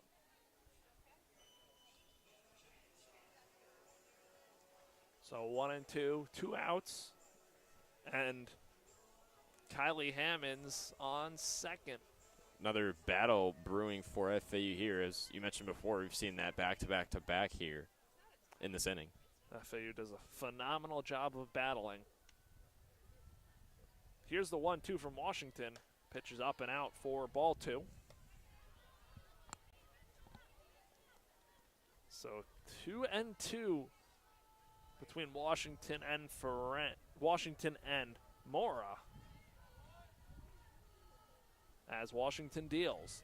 Pitch misses low, ball 3. And Jessiana Mora worked it full after being down 0-2. Just the epitome of this FAU offense, relentlessness. We'll say it time and time again, Chris. The payoff pitch from Washington to Mora is on the way. And that one is taken down low for ball 4. A great at-bat by Jessiana Mora. Makes it runners on first and second with 2 outs.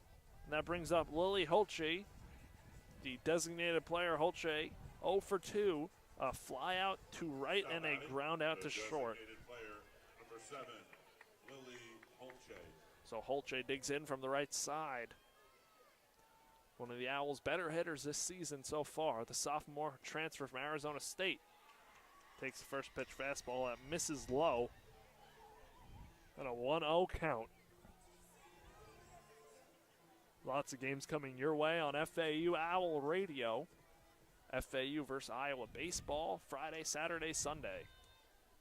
The pitch from Washington is a fastball that catches the outside half for strike 1. 1-1 count. And then this upcoming week, lots of broadcasts to look forward to. FAU baseball takes on ranked Miami. FAU basketball back at home next week for Temple. And then lots more to come. The pitch chopped up the middle to the charging shortstop Kripe, who throws to first for out number 3.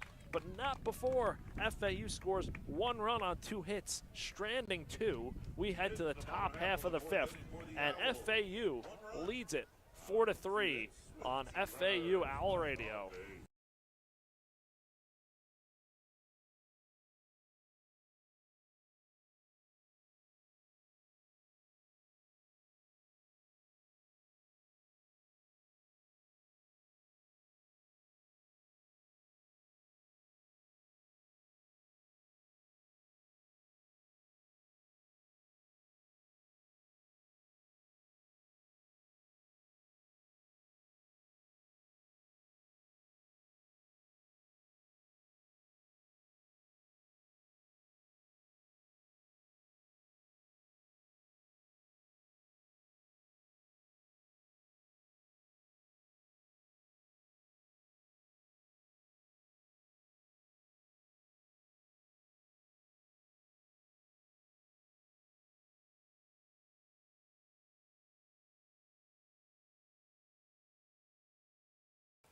And we're back on FAU Hour Radio on YouTube. Nathan Korst joining alongside Chris Talt.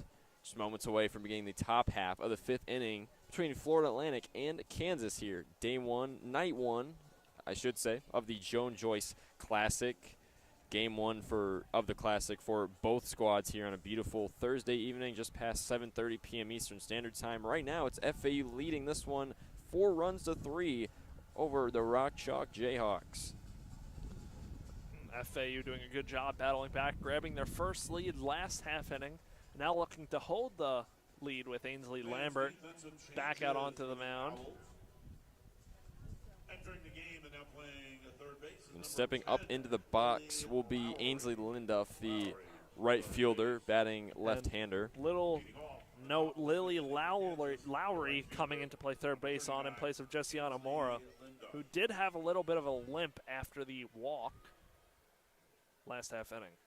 First pitch from Lambert, that misses outside. Ball number 1. The right-hander Linduff against the left-hander, or the right-hander Lambert against the left-hander Linduff. Try saying that 5 times fast.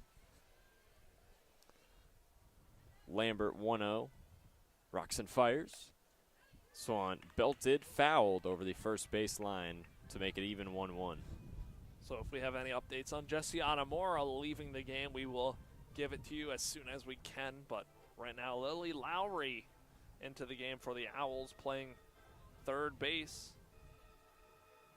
That's a massive loss if Mora is banged up. Anything other than minor. Obviously 2 runs scored. A couple of walks in this game, singled as well. Definitely been FAU's best offensive player tonight. Here's the 1-1 from Lambert. Out and away, ball number 2. And Lily Lowry, the freshman, stands 5'2" from Athens, Alabama. She was on the preseason freshman watch list.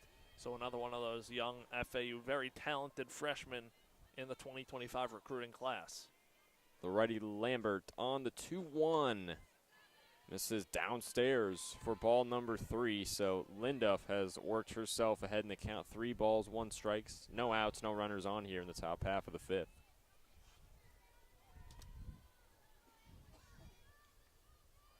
The corners inching a little over the bag. At least Lowry is. Here's Lambert on the 3-1. Misses down low in the corner for ball number 4. As Linduff draws herself a leadoff walk here in the top half of the 5th. For Lambert, you really want to limit those free passes, and it looks like we're going to get a pinch runner for Linduff. It's going to be, trying to get a number on it, it's going to be number 31. That is Audrey Youngblood, the true freshman. Yep. From Monroe City, Missouri.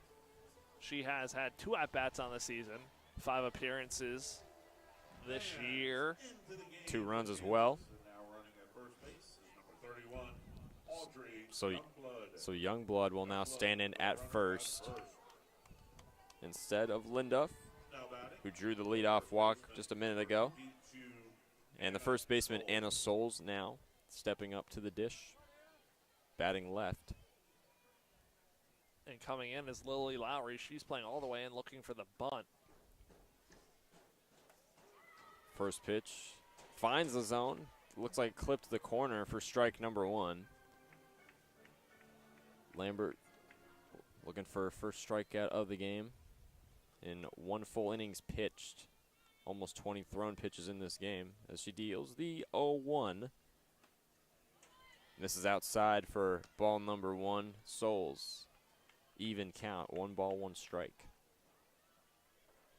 FAU looking for a double play on Souls. Souls 0 for 2, grounded out to second her last time up.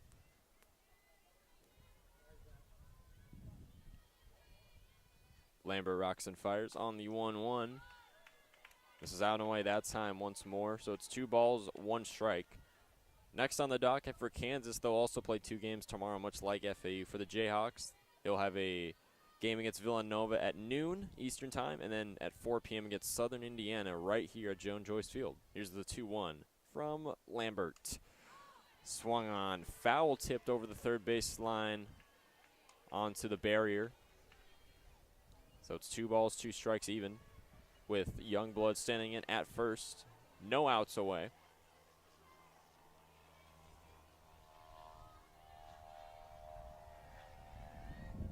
So now both corners for FAU heavily standing in front of the bag. Here's the 2-2 from Lambert. Swung on. Chop to second. Throw to first. Insco for out number 1 to retire Anna Souls. Youngblood does advance to second in scoring position. Got the ground ball. Lambert needed just a little too far right of the second base bag, so Destiny John's taking it the safe and easy way to get the sure out at first. And that'll bring up the shortstop Haley Kripe now up to the dish for Kansas. 1 for 1 on the day as an RBI. Or 1 for 2, excuse me. First pitch from Lambert into Kripe. Misses. No, finds a zone for strike number 1. Check that.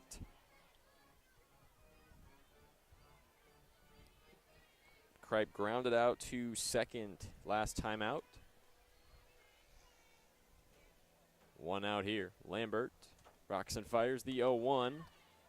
That misses outside, ball number 1. So it's 1 out, 1 runner on for the Jayhawks. Youngblood standing in at second. With the corners for FAU standing above the bag. Looking to charge after this one. Even count, 1 ball, 1 strike.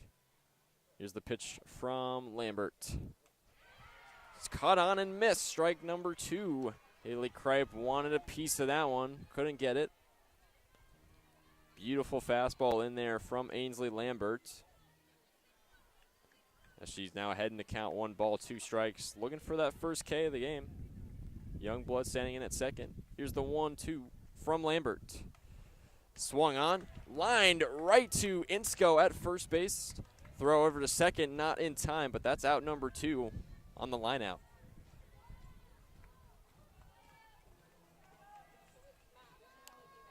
And that'll bring up the designated player, Ella Boyer, the true freshman. Boyer hit a home run her last time up in the 3rd inning.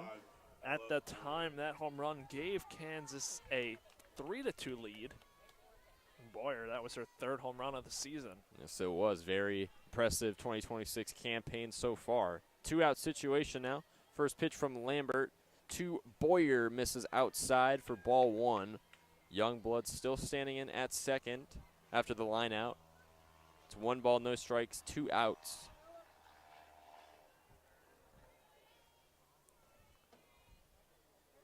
Lambert looking to retire Boyer, who is 1 for 1. Here comes the 1-0 pitch. Cut on, missed, fouled behind home plate for strike number 2. Or strike number 1, excuse me.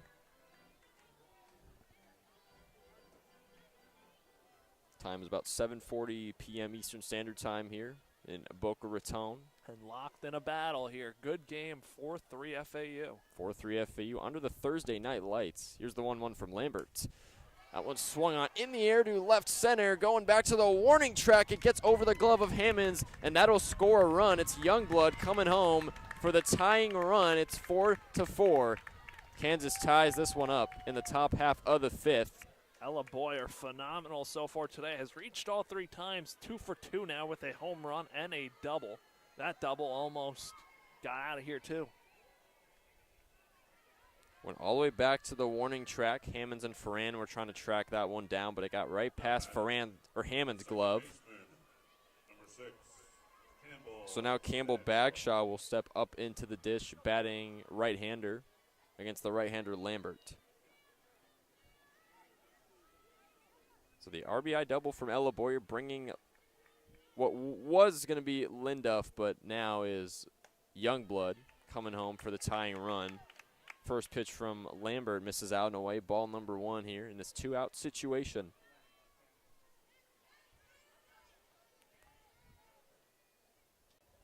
FAU looking to take back control, get out of this inning slightly unscathed. Lambert deals the 1-0. That one swung on, popped high into the air, shallow territory. Chloe Yates, the catcher, settles under that one for out number 3.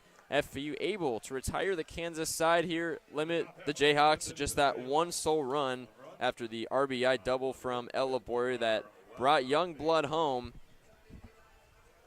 But going to end off the inning overall for Florida Atlantic. We'll go to the bottom half of the 5th, where for the Owls, it'll be Madison Insco, Kylie Shelton, and Chloe Yates.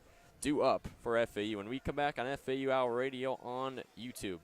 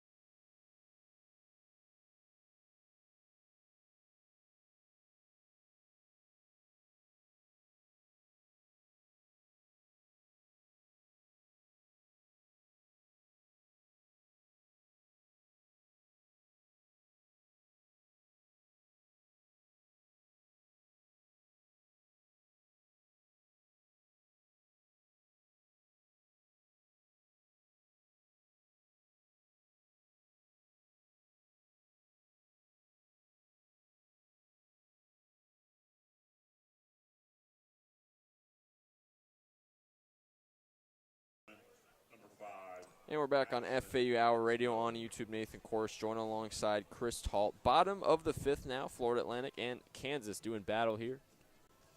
First game of the Joan Joyce Classic, first night here under the Thursday night lights, Boca Raton, Florida. Tied 4-4, couldn't ask for much better of a ball game so far. No, we couldn't. Nice night for softball. As in a moment, the first baseman Madison Insko will step into the box for her 3rd at-bat of the game. She is 2 for 2, Chris, with 2 hits. 3 RBIs. 3 RBIs, yeah. So counting for 3 of the FAU, 4 runs. Umps coming together. They're pointing out to right field.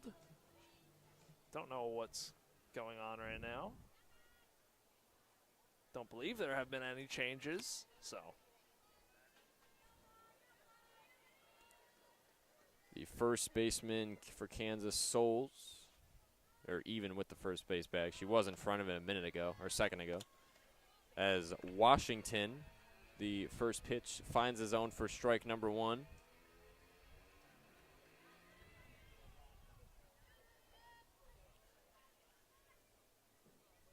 There's the 0-1 to Insko. And that misses out and away for ball number 1. So far, Moore and Insko, at least in my opinion, have been the most impressive batters for FAU so far in this game. They definitely have. But I think Moore has the advantage with the 2 runs. I would say Insko with the 3 RBIs. 1-1 is chopped to third. The throw over to first base was in time for out number 1. So an unfortunate break right there as the Stafford bobbled it, collected, and had just enough time to get it over to first and get Insko. So that'll still be a G5 for Insko. Kylie Shelton, the right fielder, now up into the box. She was hit by a pitcher last time up, singled her first at bat, so 1 for 1 for Shelton. First pitch, Washington to Shelton. Downstairs for ball number 1. Yeah, she singled back in the first inning, was hit by pitch in inning number 3. 1-out situation, no runners on. The 1-0 from Washington. Swung on, blooper going back to left field. Gets over the glove of Taya Pitts. And it's a stand-up double for Kylie Shelton. That one hit off the glove of the left fielder, Pitts. Right now, that's scored a double. So for the meantime, Shelton 2 for 2. Looks like Pitts lost it in the lights as it sunk below. Those are very tough for outfielders, those low-line drives that get caught up in the lights. It's tough for outfielders, and in a situation like that specifically can be tough to score as well. No. As you said, right now it's scored as a double. The first pitch from Washington to Chloe Yates finds his own strike number 1. Yates is 0 for 2. It seems like Yates keeps finding herself in these big spots in this game, looking to break through this season, get it going after the slow start for the second-year catcher for FAU. The 0-1 pitch misses out and away, ball number 1. A single would bring the go-ahead run home, with Shelton standing in at second. A very good game here between two teams looking to have solid seasons, expected to have very solid seasons. Washington deals the 1-1 down Broadway, but misses for ball number 2. Kansas in that brutal Big 12. Currently the #1 team in the country, who FAU just played Texas Tech out of the Big 12. Washington on the 2-1, chopped fouled over the third base line to make it an even 2-2 count, 1 out away.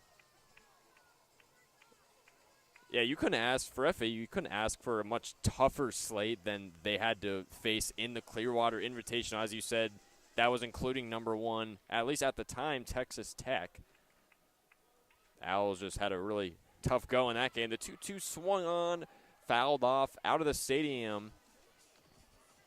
We'll go once more at a 2-ball, 2-strike count. 1 runner on. It's Shelton at second.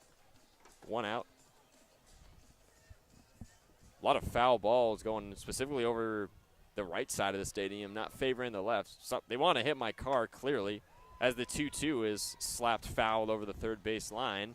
So battling is Chloe Yates right now against Kaylee Washington. Washington still looking for her first K of the ball game. Over 60 pitches for her. And now Yates back up into the dish. The right-hander against the right-hander Washington.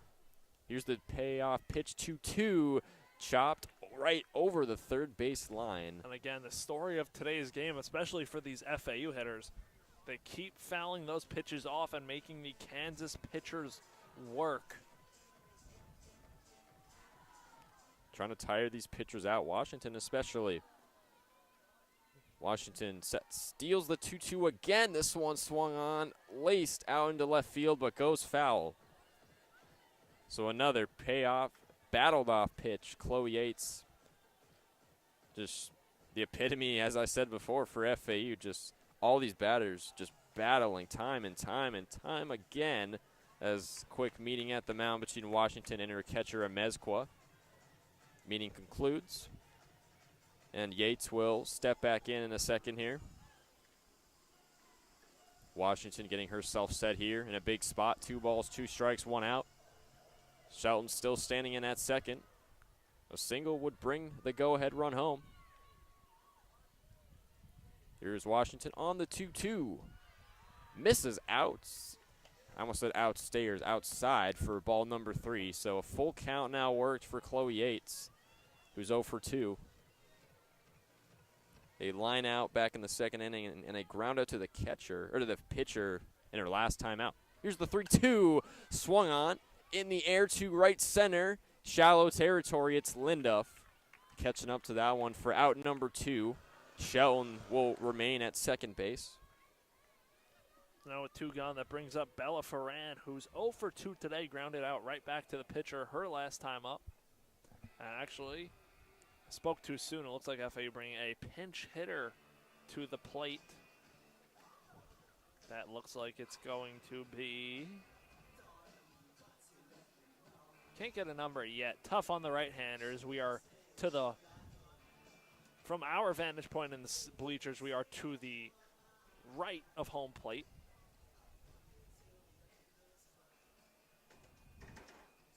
Still waiting to see who it is. It looks like it's Carson Davey, number 26 for FAU, stepping in now, making her first appearance. The 5'3" junior transferred in from Eastern Illinois. She'll make her 8th appearance in 2026.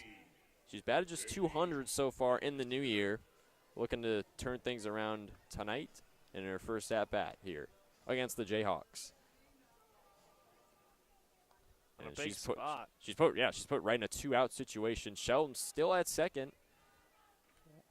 As said before, a single would bring the go-ahead run home for Carson Davey.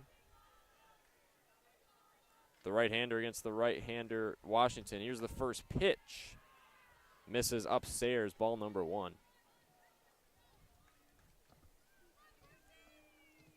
We've seen multiple FAU batters just be relentless all game. Let's see if Davey can do the same. Or if she can just put the ball in play early in the count. Here's the 1-0. That one swung on. in the air, going back to right field, but Lindoff backpedals and chases that one down. That is out number 3. Tough end to the bottom of the 5th for FAU after putting Carson Davey in the pinch hitter spot.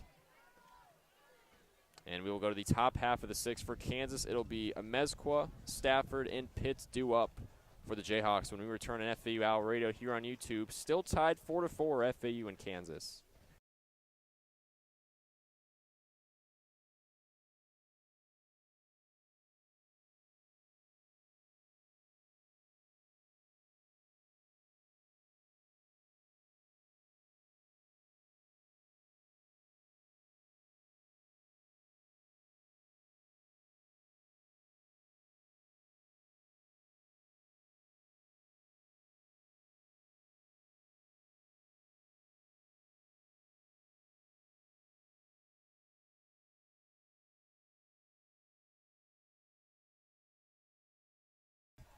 And welcome back to FAU Owl Radio here on YouTube. Nathan Korst, Joan alongside Chris Talt. About to start the top half of the 6th between Florida Atlantic and Kansas. We are tied 4-4 in this great Thursday night game under the lights here on day 1, night 1 of the Joan-Joyce Classic. And for Kansas, the catcher Bailey Amezcua will step into the batter's box. She's 1 for 1 tonight. Drew herself a walk back in the first inning and singled in her last time out, advancing to second. Or she was stranded, ultimately. She will go up against Ainsley Lambert back on the mound for FAU. Over 30 pitches thrown in this game for Lambert so far in the relief spot. After it was the true freshman McKenna Lee who got the starting nod. First pitch down low, finds the zone, strike 1 to Amezcua.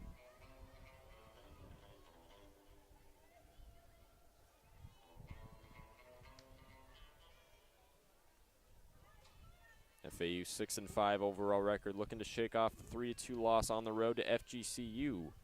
Here's the 0-1 pitch. Inside, finds the zone, strike number 2. Good couple first pitches for Lambert against Amezcua. With no outs, no runners on. Again here, knotted up, 4 runs apiece for both sides. Kansas has scored 4 runs on 6 hits, also 2 big errors. Lambert on the 0-2. That one swung on, popped into the air. Johns bobbled the pass. Throw to first got away.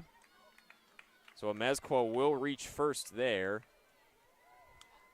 I think that's going to be an infield hit. Even if Destiny Johns came up with that one, it would have been a tough play to make. So Amezcua reaching for the 3rd time tonight. 3rd time tonight. That is scored as a single, so 2 back-to-back singles for the catcher Bailey Amezcua, making her 2 of 3, and Caden Stafford will now step in a no-out situation. Amezcua at first against Lambert, the righty on the mound. Deals her first pitch. That one's bunted on into shallow territory. The throw over to first base is in time for out number 1. Billy Lowry charging on that play, getting the out. Advancing to second is Amezcua. And Taya Pitts, the left fielder, now steps in a 1-out situation for the Jayhawks. It's going to be a pinch hitter. That is going to be Ava Wallace, the sophomore from Rockwall, Texas. Has 4 appearances in 4 games. 500 batting average, 2 at-bats with 1 hit and 1 run scored. Heading from the left side. Ava Wallace, a sophomore, wearing number 7 for the Jayhawks, making her 5th appearance so far in 2026. Pitch hitting for Kansas, number 7, Ava. 2 at-bats so far here on the new year. 500 batting average with 1 hit, 1 run, a walk to go with it. So Wallace will hit out of the 9 spot in this Jayhawks lineup, and Lily Lowry, at third baseman, playing in, as well as Madison Insko at first. So Lambert, here's the first pitch to Wallace. Clips the corner, but doesn't get the call. It's going to be ball number 1. One runner on, one out. It's a Mezqua standing in at second. Those corners are way ahead of the bag, as you said, Chris. Lambert rocks and fires the 1-0. Swung on a absolute frozen rope down the middle. Here comes a Mezqua rounding third, and she will slide in to bring the go-ahead run home. It's an RBI double for Ava Wallace to put Kansas back in front 5-4. A good piece of hitting from Wallace, just taking it back where it's pitched up the middle and giving Kansas their third lead of the ball game at 5-4. And we're going to get a pinch runner for Kansas. That's Taya Pitts. She's back out there. So she'll do the running for Ava Wallace. Kansas now flips back to the top of their order. Presley Limbog, the center fielder, will dig back in. Limbog 1 for 2 on the night. She and doubled. now we're going to get a pitching change, too, for FAU. Looks like we are. Limbog doubled and scored back in the first inning, walked in the second, and then grounded out to the shortstop in her last at-bat. And it looks like it's going to be Autumn Courtney coming on in relief for FAU.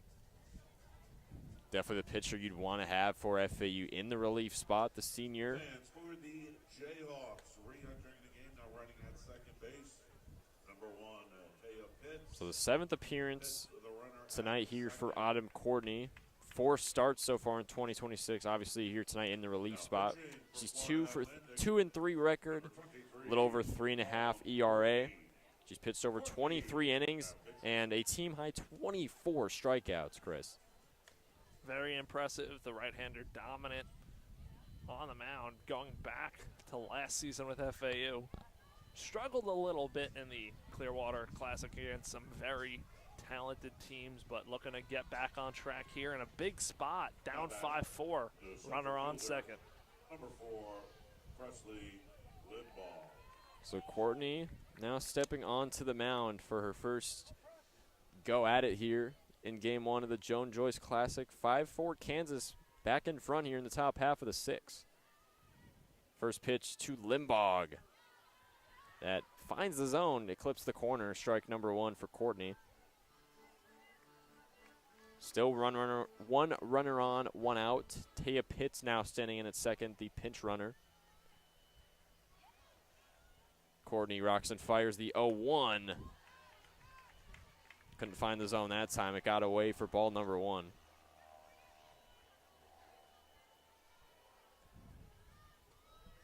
Courtney, the native of Tappahannock, Virginia. I definitely stuttered that. Here's the 1-1 from Courtney. Clips the top corner but misses for ball number 2.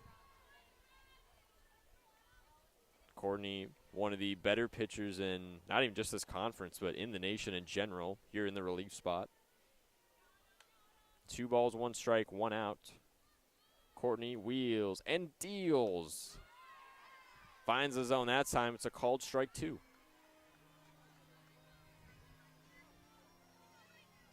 A single would drive another insurance run home for Kansas with Limbog at the plate, Pitts at second, standing in. 2-2 even count. Here's the pitch from Courtney. That was swung on, chopped to shortstop. It's Mulholland, scoops it over, throws to first base Insco for out number 2. And advancing to third is Taya Pitts on the throw. So 2 outs, runner on third for the 2-hole hitter in this lineup, Ainsley Linduff. Ainsley Linduff, 0 of 2 so far on the day. Had a pop up to third base back in the first inning, and then she had back-to-back groundouts to second base. So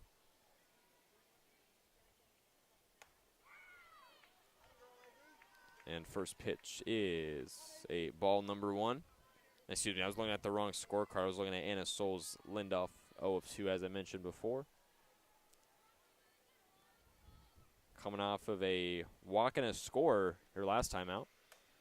Next pitch from Courtney, swung on, line into left field, where it's Carson Davey extending the arm for out number 3 to retire the FAU side.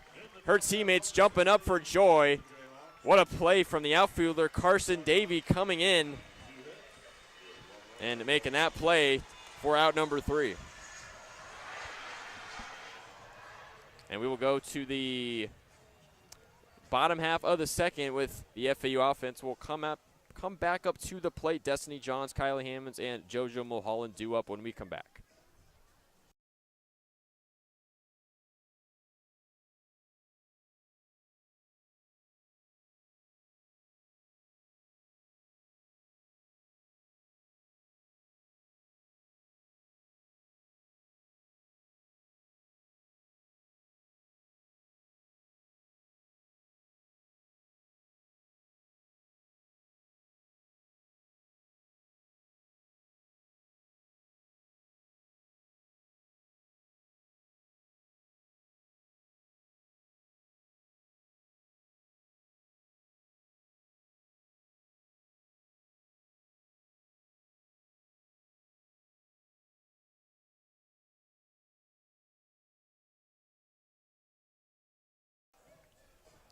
And welcome back to of course, the best radio broadcast in the world here on a Thursday night. FAU taking on Kansas NCAA softball. It's a 5-4 Jayhawks lead here as we head to the bottom half of the 6th. FAU offense coming back up to the plate. It's the 9-1-2 in the order for fourth-year head coach Jordan Clark. Destiny Johns will step in as the left-handed batter. She's 1 of 2 so far on the night. Fly out to left field in her first at-bat, but then got a stand-up double last time out.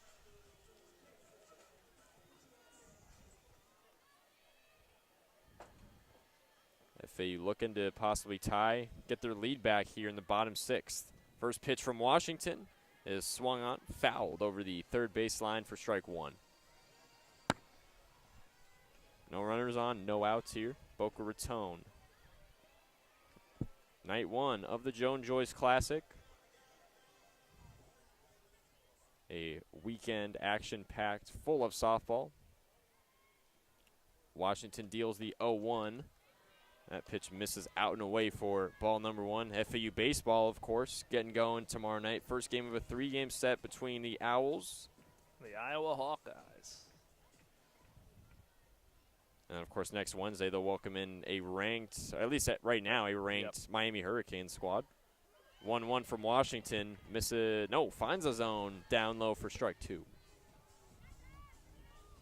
FAU men's basketball coming off of a much-needed road win against UTSA, snapping their 6-game losing streak. Much needed. Must win for sure. Now it was ugly, but they got it done. Yep, and now this, actually, after this pitch. Washington, the 1-2 swung on and fouled off over the Kansas dugout.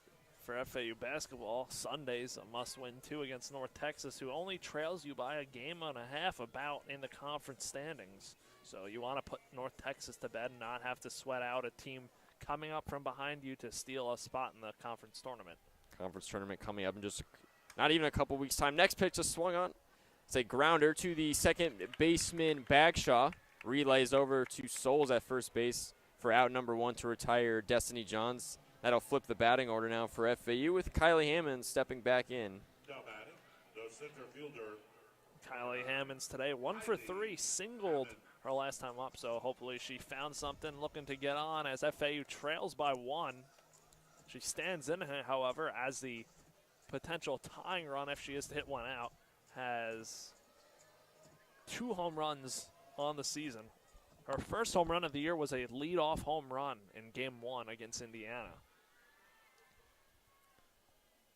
The right-hander Washington deals her first pitch to Hammonds, and it's cut on and missed for strike 1.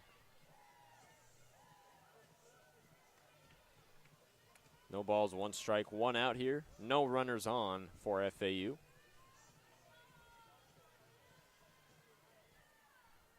Washington rocks and fires the 0-1. Misses down low for ball 1. The Owls need base runners here, and Hammonds with 1 out, the perfect player at the plate to try and get on base for FAU, the veteran center fielder. 1 ball, 1 strike from the stretches. Washington, she deals it. Swung on, fouled off well over the left side of the stadium past the Kansas bullpen.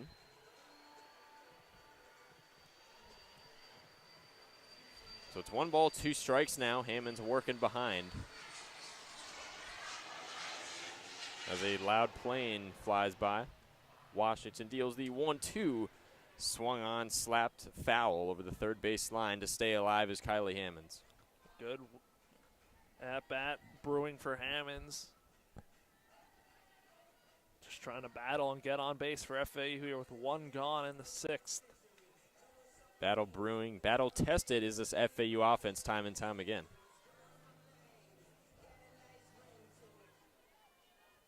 Can Hammonds work herself back in front? Down 1-2, here's the pitch. That one swung on. Line to the second baseman Bagshaw. Relay to first for Souls, out number 2. Now JoJo Mulholland coming up to the plate. Mulholland 0 for 3 today, looking to get on for the first time. Looking to get her first hit of the day. And it's in a pretty big spot here. As FAU technically 4 outs left in this one. Down 5-4. First pitch from Washington. Out and away, ball number 1. Mulholland, as you said, 0 of 3 today. It's been back-to-back groundouts to the second baseman Bagshaw in the bottom half of the 6th for FAU. Those 2 outs. Washington wheels and deals the 1-0. And up high, it hit the shoulder of JoJo Mulholland. That's a hit by pitch to advance to first base. Now that brings up Jessiana Mora, so she'll stand in to hit, which is big for FAU. Lily Lowry appears to just be in on defense unless Mora re-entered the game. And we saw Mora limping a little bit earlier, as you mentioned. It's great to see that she's not banged up too much. Definitely want to have her in the lineup. She's been FAU's most impressive player by far on the offensive end. 2 runs, couple of walks, had a single in the 3rd inning, stole a base back in her first appearance, meeting at the mound now for Kansas. We'll see what comes of this. And again, for FAU, hopefully it's right spot, right time. Jessiana Mora is 1 for 1 with a single, 2 walks, and 2 runs scored.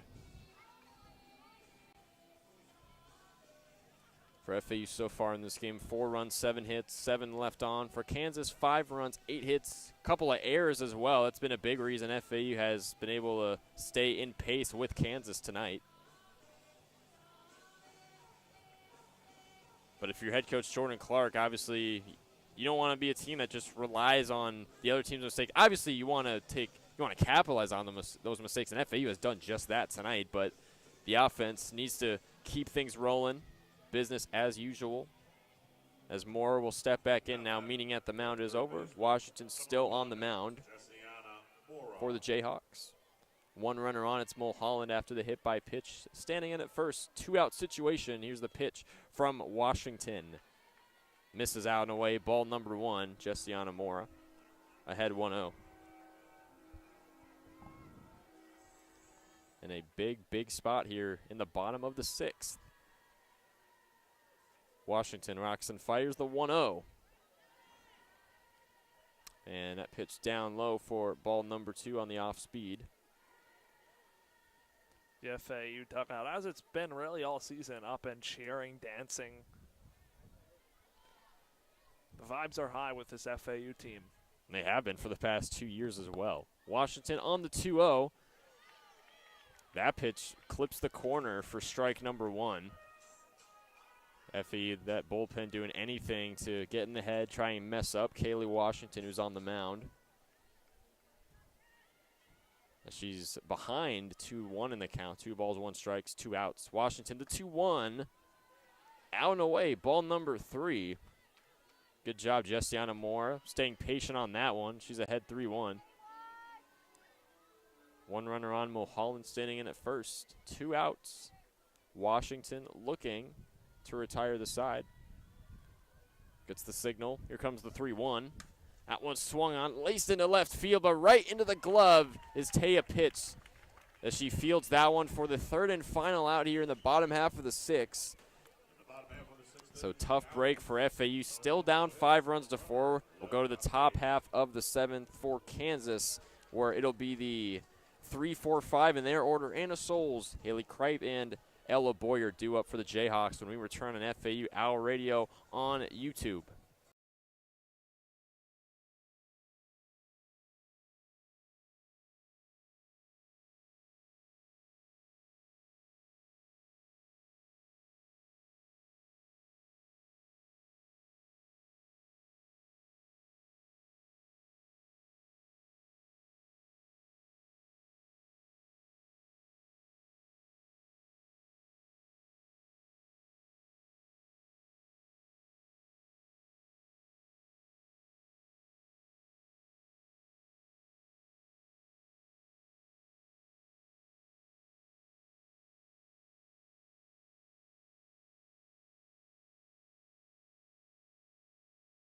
Welcome back to FAU Owl Radio. Top half of the 7th inning between the Kansas Jayhawks and the Florida Atlantic Owls. Kansas leads it 5-4. They're looking to add some insurance runs against the right-hander Autumn Courtney on in relief for FAU. She is the 4th pitcher used for the Owls, and it'll be 3, 4, 5, starting with Anna Souls, the first baseman, who is 0 for 3 today, the lefty swinging first baseman for Kansas at the plate. Corners playing in for FAU. Here's the first pitch. That one is repped foul over the Kansas dugout, and an 0-1 count. So again, Kansas looking to tack on. Autumn Courtney and FAU looking to hold the score right here as they get last licks in the 7th. Courtney's 0-1 pitch is tipped foul into the catcher's mitt of Yates for strike 2. Again, if you're FAU here, just got to hold it. Give this offense a shot. Courtney winds and deals her 0-2 pitch. That one is way upstairs for ball 1 and a 1-2 count. Kansas has 5 runs on 8 hits. FAU 4 runs on 7 hits. Again, the 2 errors from Kansas keeping this game very close, and FAU being able to capitalize off of both errors. Now, the 1-2 pitch is skied and out of play onto the left side beyond the Kansas dugout. So we'll stay put right here. 1-2 count between Courtney and Souls.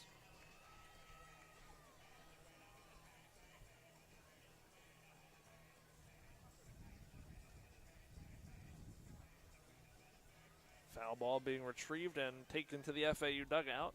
We're back ready to go. 1-2 in the righty-lefty matchup, Courtney and Souls. Here's the pitch. That one is blooped into shallow left field. Coming on is Mulholland. She ranges back to make the catch for out number 1.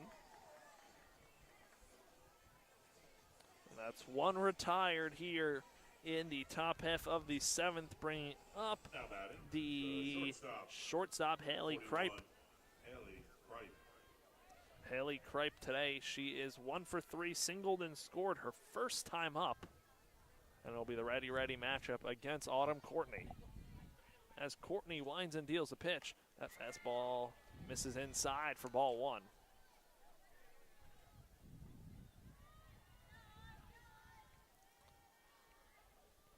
So the cleanup hitter, Kripe, ahead here in the count on Autumn Courtney. As Courtney wheels and deals the pitch. Fastball's up and out for ball 2.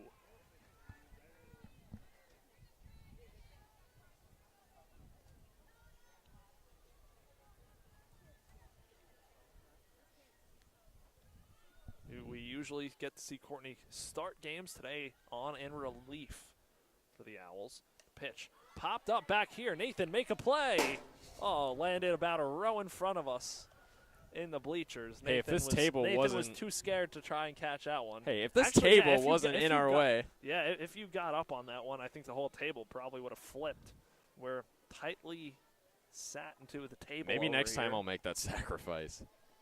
So a 2-1 count on the shortstop Kripe as she pops that one foul over the bleachers and out of play. So 2-2 count on the cleanup hitter, Haley Kripe.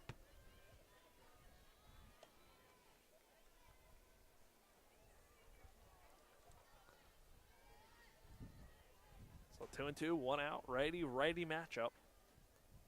Insko and Lowry playing in at the corners. As Courtney deals a pitch. Fastball on the black for strike 3. Second out of the 7th. And that brings up the designated player, Ella Boyer. That's the Autumn Courtney we've come to know all season long. First strikeout of the game, K number 25 now in 2026 for the relief pitcher Courtney. And doing my due diligence real quick, that is the first strikeout of the game on any Kansas batter. So now Ella Boyer, who hit the home run and doubled her last time up, 2 for 2, reached all 3 times, takes a first pitch fastball outside for ball 1. So power against power. Courtney versus Boyer. Again, FAU looking to hold it right here. Down by 1. 3 outs to work with on the offensive side of things. As Courtney deals her 1-0. That pitch is popped up on the infield. Coming over, calling it is Madison Insko just in front of the pitcher's circle for out number 3. And Courtney sets him down 1, 2, 3 in order. We head to the bottom half of the 7th. FAU needs to score at least 1 to keep this thing going when we get back on FAU Owl Radio on YouTube.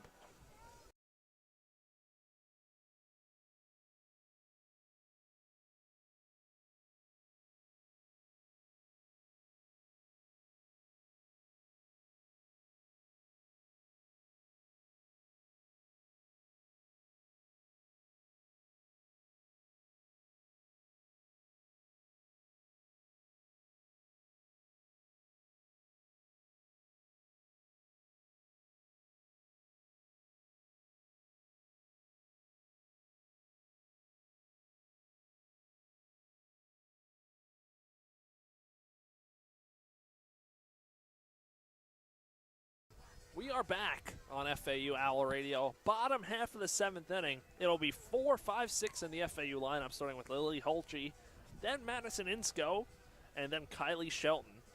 So Holtze 0 for 3 today, and then Insko and Shelton have both reached at least either 2 for Insko 2 times, 2 hits, 3 RBIs, and then Shelton 2 for 2 with a hit by pitch in between.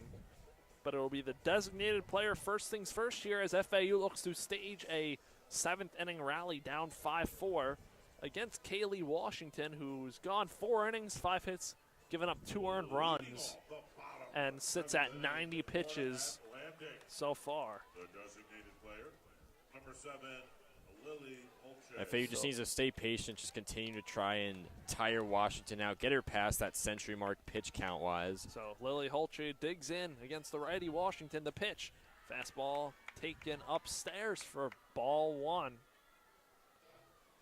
Again, Holtze, the Lutz, Florida native,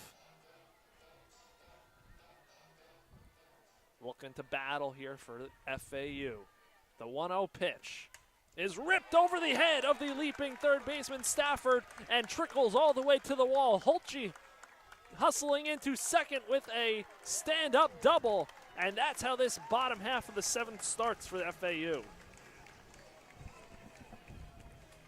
That might have been worst case scenario for Kansas here. You get Holtze, who turns her night around after starting off 0 of 3, and now after her with the stand-up double, you get Insko and Shelton due up, who are both tied for first on the team with 2 hits respectively. And now we get a pinch runner for Lily Holtze. That is going to be Cameron Orland, the 5'4" redshirt senior from Orlando, Florida, running over at second as the tying run. And now Madison Insko steps up to the plate, has 2 hits, 3 RBIs on the day, looking to come through yet again for FAU. Got the nod at first base today, the NC State transfer. And has gotten some time on the mound as well, the 2-way player Madison Insko, as she's talking things over with head coach Jordan Clark for a moment. Dare I say, if Insko gets a hit, little Shohei Ohtani tonight, pitching and hitting. A single would drive the tying run home. Now we'll get a pitching change.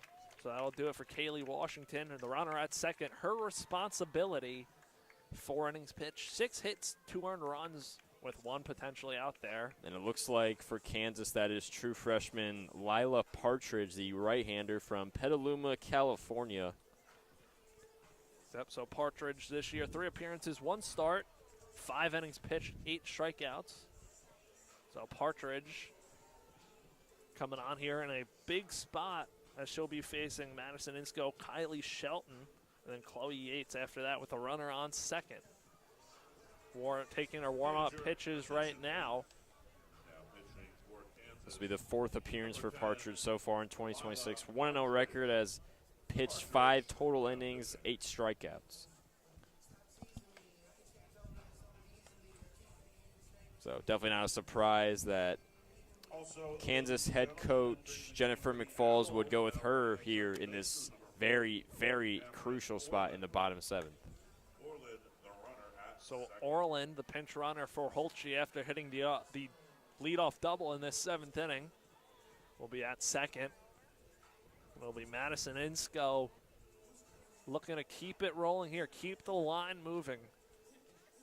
Keyword in this at-bat is be productive. If you're Insco, you got to be able to move the runner over here at the least. So Lila Partridge on the mound.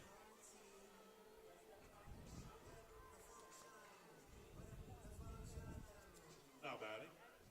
The first So now baseman, Insco will stand in against the righty Partridge. Insco. Lila Partridge steps onto the rubber. Orland leads off second. Partridge wheels and deals. Insco squares, pulls back. Pitch was high, so Insco pulled back, and it's a 1-0 count. Kansas expecting bunt. Souls at first, playing in, as well as the third baseman Stafford. As Partridge deals the pitch. That one popped up over our heads, out of play, and a 1-1 count on Insco. So free swing in there, did not show bunt.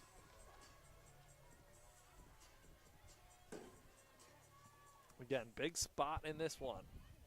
First game of the Joan-Joyce Classic here on a Thursday night from Boca Raton. Partridge deals her 1-1. Insco now squares, pulls back. The pitch misses inside, and a 2-1 count on the FAU first baseman.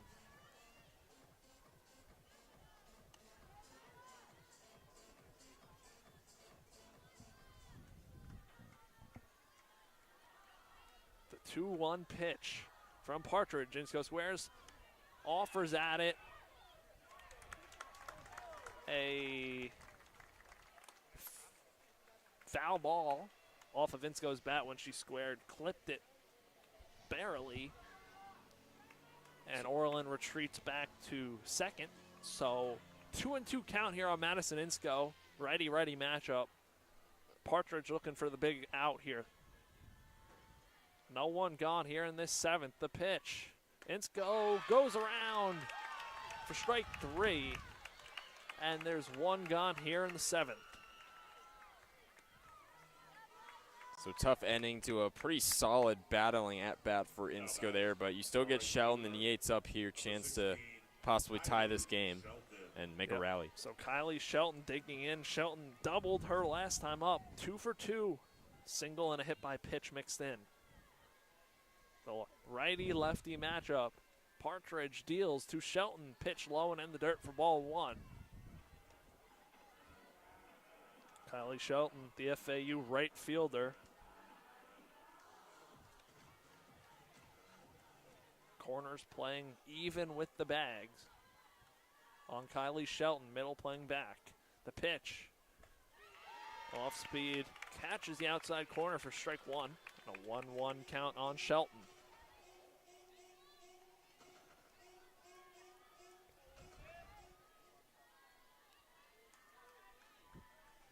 So FAU Looking to stage a rally here with 1 out. Runner on second. Shelton takes a cut at that one and fouls it off.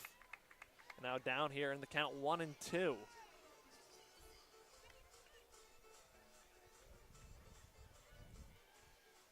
Shelton late on that swing. Again, has to battle for FAU.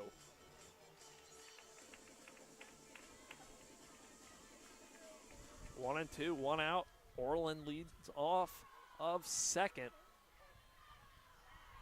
The pitch from Lila Partridge is swung on and missed for strike 3. 2 gone. Now FAU down to their final out. So that'll leave it up to the grip, the hands of catcher Chloe Yates here, who is FAU gonna 0-3. roll with a pinch hitter, and that's Ciara Gibson.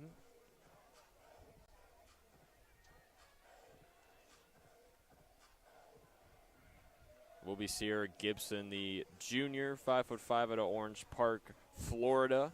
This will be her 4th appearance so far this season. Hasn't recorded a hit so far, but she'll need one here if she wants to keep this game alive for the Owls. Gibson, a big spot here. Cameron Orland will lead off, will be on second. A single certainly should score Orland, as she'll be running on contact with 2 outs. Kansas looking to steal game 1 here against FAU. FAU looking to keep this line moving here. Your attention, please. Pinch hitting for Florida Atlantic, number 24, Ciara Gibson. So Gibson ready to dig into the box. 2 gone here. Game on the line. Partridge versus Gibson.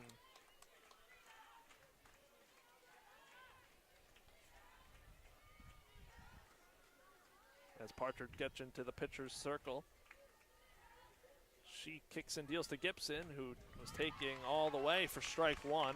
Fastball. That FAU bullpen chanting in her name, Ciara. So an 0-1 count on Gibson. Looking to come up big here for FAU. Partridge winds and deals. The pitch to Gibson is taken low for ball 1. If Gibson is to reach on deck for FAU, it will be Carson Davey. But a 1-1 count here. As Partridge deals, the pitch misses low and out for ball 2. Ciara Gibson looking to just keep it moving. Ahead here, 2-1. Cameron Orland again off of second, the pinch runner by way of Lily Holtsche's leadoff double. Partridge deals. Pitch taken low for ball 3. And now Partridge in danger of losing Gibson here. Now, essentially, you have a strike to give if you want to take a crack at it if you're Gibson. But obviously, she's been very patient at this at-bat, so most likely she'll let this one slide. We will see the 3-1 pitch from Partridge to Gibson. Yeah, misses down low for ball 4. Gibson works a 2-out walk. So the Owls tying and winning run, both on base. First and second for the Owls. And now Carson Davey. Now batting, the left fielder, number 26, Carson Davey came on for Bella Ferran a few innings ago. Made a huge diving play out in left field. Looking to come up big now at the plate. The righty-righty matchup, Davey 0 for 1 today. Flew out to right her last time up. The pitch. It's off speed in there for strike 1. Beautiful off speed, just floated right over home plate. Again, Orland off second, Gibson off first. Davey at the dish. The pitch from Partridge is cut on a miss for strike 2. Davey chased up the ladder. Now the Owls down to their final strike.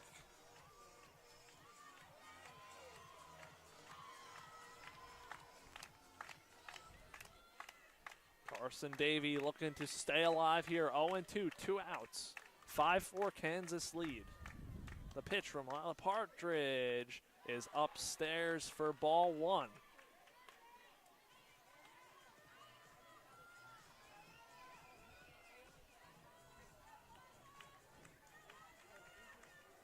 And Davy steps back into the batter's box. Partridge on the rubber. Her 1-2 pitch is chopped right at the third baseman. Off of her, collects. And the ump calls it foul. Close one over there as Stafford was standing over the third base bag. And that brings back Korst Davy to the batter's box. Battling here, 1-2 count. We'll do it again. FAU certainly catches a break right there. As you said, that would have been the ball game right there, but they catch a break with the foul ball. We'll go to 1-2. So the 1-2 pitch yet again here between Partridge and Davy is upstairs for ball two. Now a 2-2 count.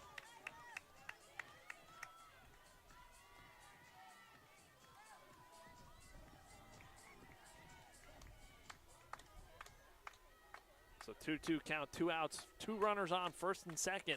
Bottom of the seventh, FAU down by 1. Partridge is 2-2. Misses outside for ball 3. That will release the runners. They'll be off and running on the pitch. Full count here with 2 outs. Just got to work to get on here if you're Davy. Take it any way you can. Just keep it moving. Keep the line going.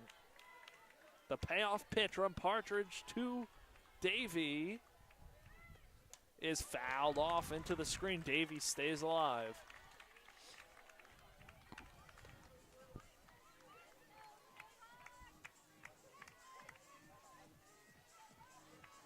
FAU fighting here.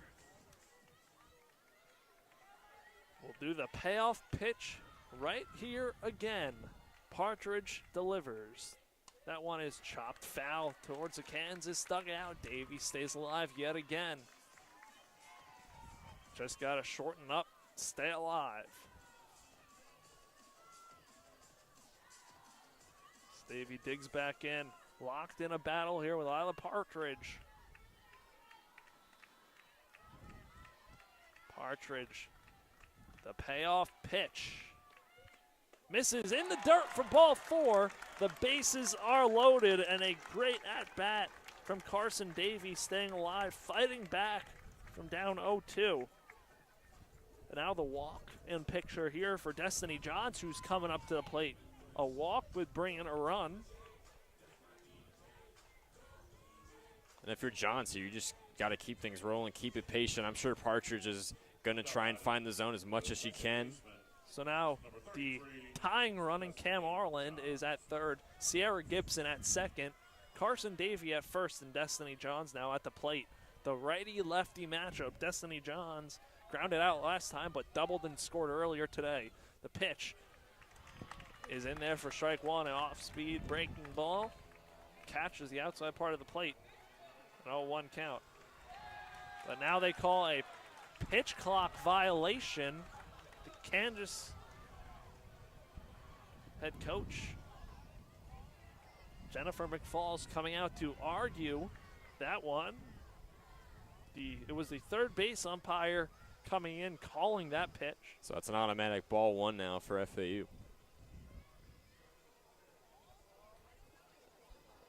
What I'm trying to figure out is if the ump was coming and calling it before the pitch, which would make it a 1-0 count, or that's what I think it is. So I think it's, yep, a 1-0 count on Destiny Johns. So a pitch clock violation on Lila Partridge, and Destiny Johns has the advantage here, 1-0. The umpires ruled a pitch clock violation on Kansas. So Destiny Johns ahead here, 1-0. Bases loaded. FAU down by 1, down to their final out. The pitch from Partridge is hit. Diving grab by the shortstop. Can't come in, and it's over. FAU walks it off. Haley Kripe fielded it, stuck in her glove. FAU tied it, and then Sierra Gibson, the heads-up base running, comes in to score. And it's a walk-off winner for FAU, an infield single by Destiny Johns. And FAU steals this one 6-5. Game 1 of the Joan Joyce Classic goes the way of FAU. Wow, Chris, Destiny John's the absolute hero, putting the cap on this 6-5 win for FAU. After starting off 0-3, Johns delivers that RBI double to bring the winning run home. What a way for the Owls to win. And I think that locks up Owl Radio Player of the game up to Destiny Johns. Big clutch. Bases loaded, infield hit. Again, great play by Haley Kripe at short. Just couldn't get the ball out of her glove. And FAU took advantage with the very smart heads-up base running, taking this game 6-5 over the Kansas Jayhawks. And home cooking is true for FAU. They take it. And take game 1 of the Joan Joyce Classic, improving to 7-5 and 6-0 at home. Kansas falls to 7-5, breaking their 3-game winning streak. FAU 2 games tomorrow as well as Kansas. And FAU, the huge comeback win, down to 2 outs in the 7th. They stage the rally. And Nathan, any final takeaways here before we end this one? Not much else than, as I said before, Destiny Johns with the hero play, driving the 2 runs home to win the ballgame for FAU. But obviously, FAU's offense, the bats were certainly swinging today. Outside of that, Jessiana Mora in the time she played, a couple of runs, had a single, drew a couple of walks. She was really good, definitely one of FAU's best offensive players tonight. Madison Insco was really good along with Kylie Shelton. FAU's offense delivered, and Destiny Johns put the cap on this 6-5 victory. So that will do it here on FAU Radio. Stay tuned for this weekend as we have an action-packed weekend. FAU baseball taking on Iowa tomorrow. First pitch right here on FAU Owl Radio. 6:30 p.m. between the Hawkeyes and the Owls. For Nathan Korst, I'm Chris Talt. The FAU softball taking this game over Kansas 6-5 by way of a walk-off winner off the bat of Destiny Johns, an infield hit. And FAU able to improve to a 6-4 record. Oh, check that. Not 7-5. 7-5 record. An undefeated 6-0 record at home. And FAU takes this game. So that'll do it here from Joan Joyce Field. Game 1 of the Joan Joyce Classic. FAU takes it over Kansas 6-5.